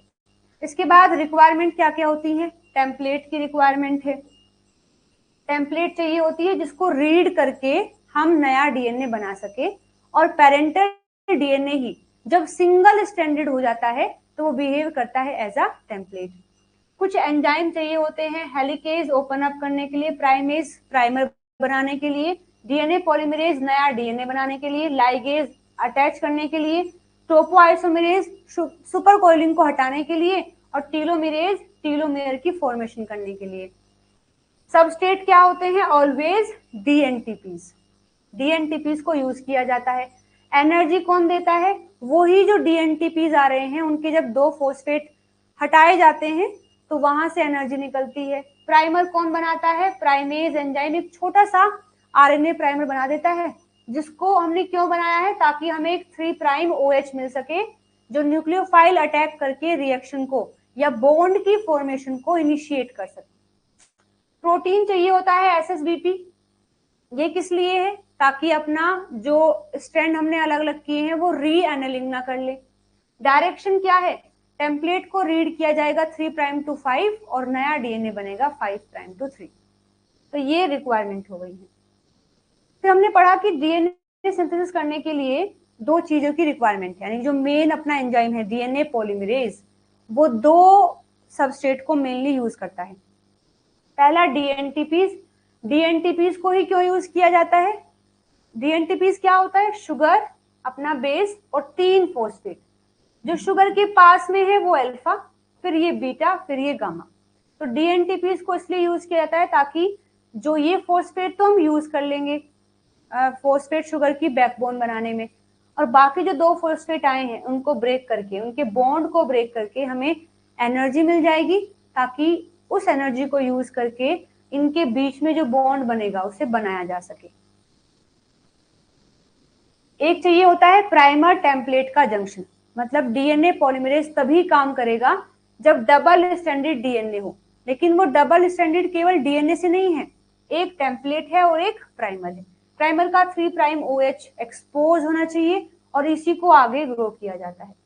तो हालांकि ये भी सबस्ट्रेट है, लेकिन उसमें कुछ चेंज नहीं किया जाएगा, इसे बस रीड करने के लिए देख रहे हैं, यूज कर रहे हैं, और जो चेंज होता है वो अपने प्राइमर पर चेंज होता है। तो उसको बोलते हैं डीएनए और टेम्पलेट प्राइमर जंक्शन। हाँ, ये हम देख चुके हैं। आगे देखो, डीएनए का सिंथेसिस जो है वो कब होता है? 3 प्राइम ऑफ प्राइमर को एक्सटेंड करके अपना नया डीएनए बनता है। तो अगर आपने पढ़ा है फॉस्फोडाइएस्टर बॉन्ड का फॉर्मेशन, तो हम देखते हैं कि जो ग्रोइंग चेन है उसका तो यूज करते हैं 3 प्राइम OH, और जो नया न्यूक्लियोटाइड आ रहा है उसका यूज करते हैं 5 प्राइम फॉस्फेट, तब जाकर अपना बॉन्ड बनता है। एनर्जी की रिक्वायरमेंट भी यहाँ से फुलफिल हो जाती है, तो इसीलिए 3 प्राइम से चीजें बढ़ाई जाती है। तो जैसे देखो, ये अपना प्राइमर 3 प्राइम OH फ्री है, अपना ये आया है सबस्ट्रेट, उस पर 3 फॉस्फेट लगे हैं। एक फॉस्फेट तो इससे बाइंड कर जाता है, 2 फॉस्फेट निकल गए हैं। इन दोनों फॉस्फेट जब ये बॉन्ड ब्रेक हुआ तो कुछ एनर्जी निकली है, और एनर्जी लेने के लिए इन दोनों के बीच में भी जो फॉस्फेट बॉन्ड होता है उसको तोड़ करके और एनर्जी मिलती है, और फिर उसी एनर्जी को यूज करके ये यहाँ पेयर भी करता है और यहाँ बॉन्ड भी बनता है, मतलब ये बॉन्ड भी बनेगा और ये पेयरिंग भी करेगा। इसके बाद हमने पढ़ा कि ये जो अपना डीएनए रेप्लिकेशन प्रोसेस है ये कपल्ड रिएक्शन है। किसके साथ में कपल किया गया है? जो सबस्ट्रेट आया है उसी से ही एनर्जी निकलती है, उसे वहीं पर इस्तेमाल कर लिया जाता है। टोटल कितनी एनर्जी है आपकी? डेल्टा जी कितना है? -7 किलो कैलोरी पर मोल।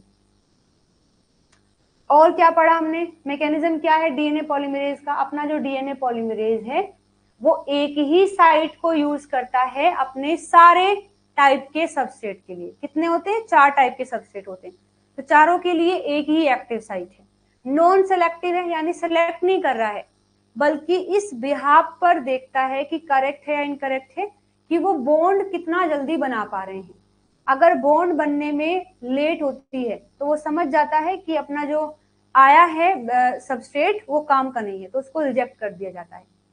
तो डीएनए पॉलीमरेज ये एबिलिटी चेक करता है, जो इनकमिंग न्यूक्लियोटाइड आया है उसकी एबिलिटी को चेक करता है कि वो एटी और जीसी का बेस पेयरिंग करके क्या एग्जैक्ट पोजीशन पर आ रहा है या नहीं। जैसे डायग्राम में हमने देखा था, यहाँ पर अगर सही सबस्ट्रेट आया है तो यहाँ सही बेस पेयरिंग होगी, जिस वजह से ये प्राइमर का जो OH है ये आसानी से इसके फॉस्फेट पर अटैक कर पाता है, तो ये अटैक बहुत जल्दी हो जाता है।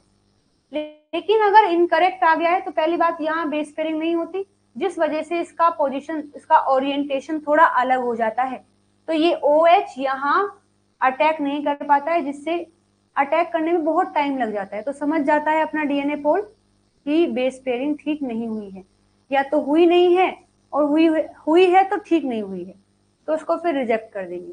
ऐसे ही वो डिफ्रेंशिएट करता है आरएनटीपीज के बीच में, कि आरएनटीपीज के पास एक एक्स्ट्रा 2 प्राइम ओएच होता है, तो इसके पास एक साइट है, कुछ 2 अमीनो एसिड है, ग्लूटामेट वाले 2 अमीनो एसिड है जो डिस्क्रिमिनेटर है, जो यहाँ डिस्क्रिमिनेट करते हैं कि अगर इनके बीच में स्टेरिक हिंड्रेंस होता है, इनको अगर भीड़ भीड़ फील होती है, तो वो समझ जाते हैं कि आरएनटीपी आया है, तो उसको रिजेक्ट कर देते हैं।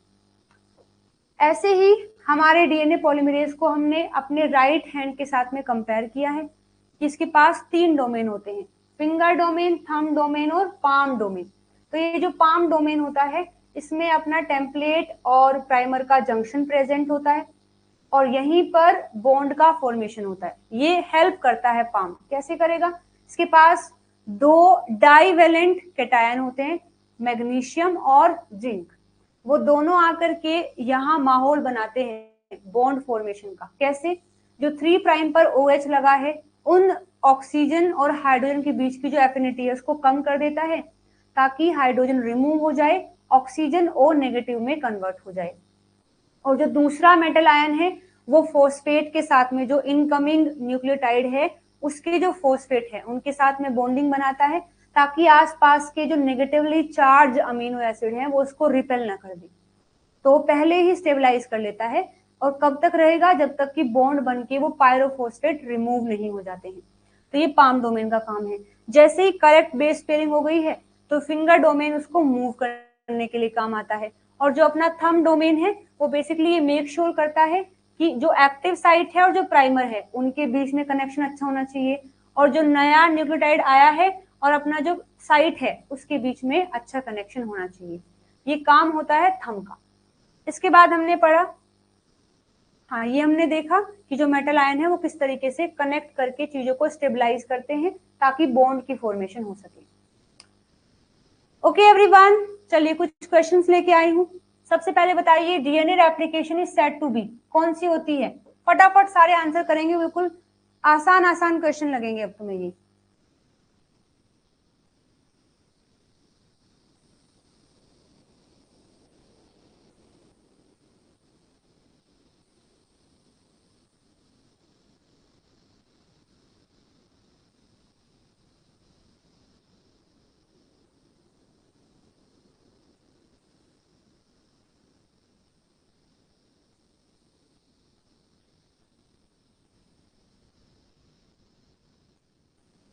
बिल्कुल सही, वेरी गुड वेरी गुड। ठीक है, तो सही आंसर क्या हो जाएगा अपना फर्स्ट क्वेश्चन के लिए? सही आंसर है semi conservative. Semi conservative. Which enzyme synthesize the RNA primer? Is primase.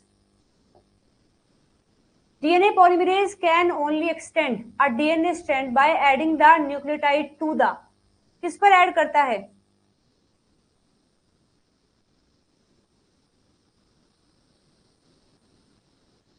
Very good, 3 prime OH group. Which of the following stabilize single stranded DNA during the replication?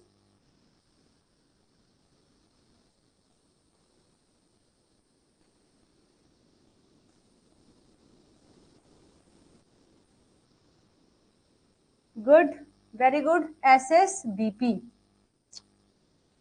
The function of DNA helicase.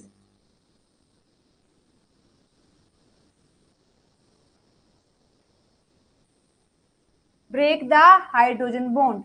DNA polymerase add nucleotide by forming a bond between.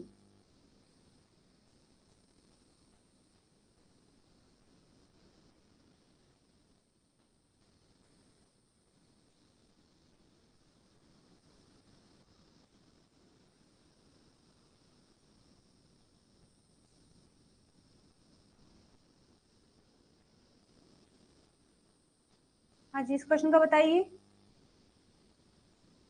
B होगा या सी होगा? Yes B.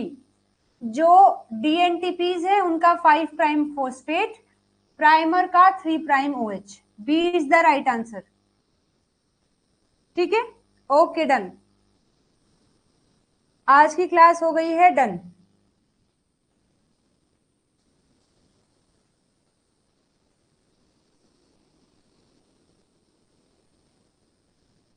क्या doubt है तुम्हारा माई?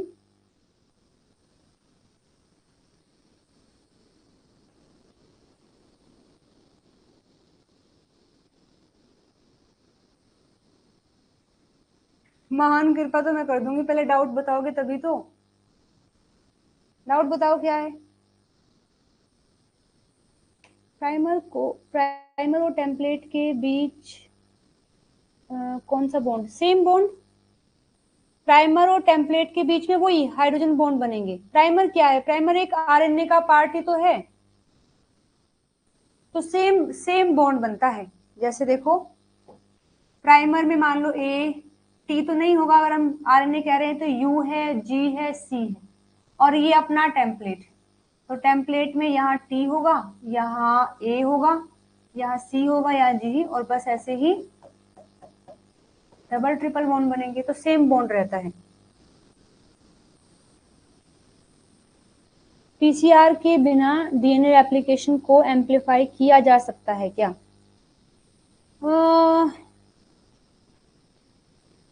मैंने तो नहीं पढ़ा इसके अलग कुछ। अगर प्राइमर डीएनए का हो तो वो भी रिमूव होगा, हाँ जी।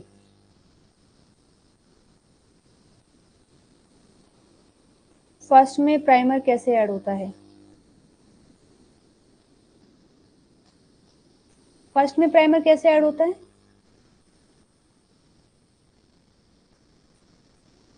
देखो, वो तो सेम आकर के ऐड हो जाएगा, इसमें क्या दिक्कत है। देखो, ये अपना डीएनए है, ये प्राइमर है, 5' OH और 5' फॉस्फेट, 3' OH। इन्हें कुछ नहीं करना है, इन्हें कोई बॉन्ड नहीं बनाना है, मतलब फोर्सफो एस्टर बॉन्ड नहीं बनाना है। यहाँ ए है तो यहाँ यू होगा, बस इनके बीच में बॉन्ड बन जाएगा। हाइड्रोजन बॉन्ड तो ये बना ही सकते हैं, तो प्राइमर आकर के ऐसे बाइंड हो जाता है, और फिर वहीं पर जो है बॉन्डिंग हो जाती है। तो इसकी बॉन्डिंग में कोई दिक्कत नहीं है, ये तो आकर के बस हाइड्रोजन बॉन्ड बनाते हैं। एक डोनेट करेगा, एक्सेप्ट करेगा, बॉन्ड बन जाएगा।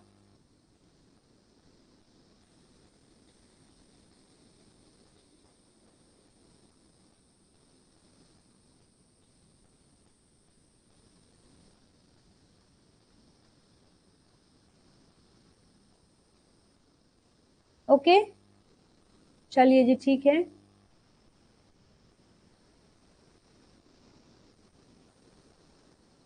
हाँ, प्राइमेज एंजाइम प्राइमर बनाता है, और फिर वो आकर के बॉन्ड बना के कनेक्ट हो जाता है। अरे हाँ हाँ, रेप्लिकेशन में हुआ ही क्या है अभी तक? अभी तो बहुत कुछ बाकी है। यूकैरियोट प्रोकैरियोट का रेप्लिकेशन बाकी है। सेट का एग्जाम है 15 जून को, तो मैं रिवाइज करूँ सब यूनिट, ये लेक्चर अटेंड, ये लेक्चर अटेंड नहीं करूँ तो चलेगा?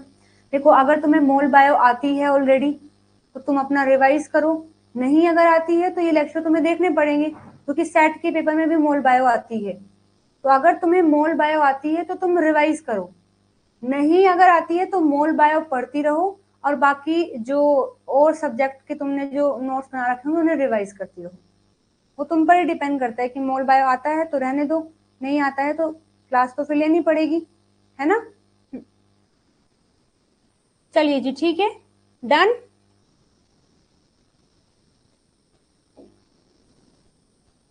चलो ठीक है, अब मैं क्लास को कर रही हूँ फिनिश। मेक श्योर कल तक अपने नोट्स बना लेना, वरना काम इतना ज्यादा हो जाएगा फिर तुम्हारा मन नहीं करेगा। अभी मन नहीं करेगा, फिर बाद में तुम परेशान हो जाओगे कि पढ़ तो लिया है लेकिन रिवीजन नहीं हुआ है। ठीक है, तो थोड़ा सा लॉन्ग टर्म के बारे में सोचो, और अपना जो शॉर्ट नोट्स है वो भी बनाओगे।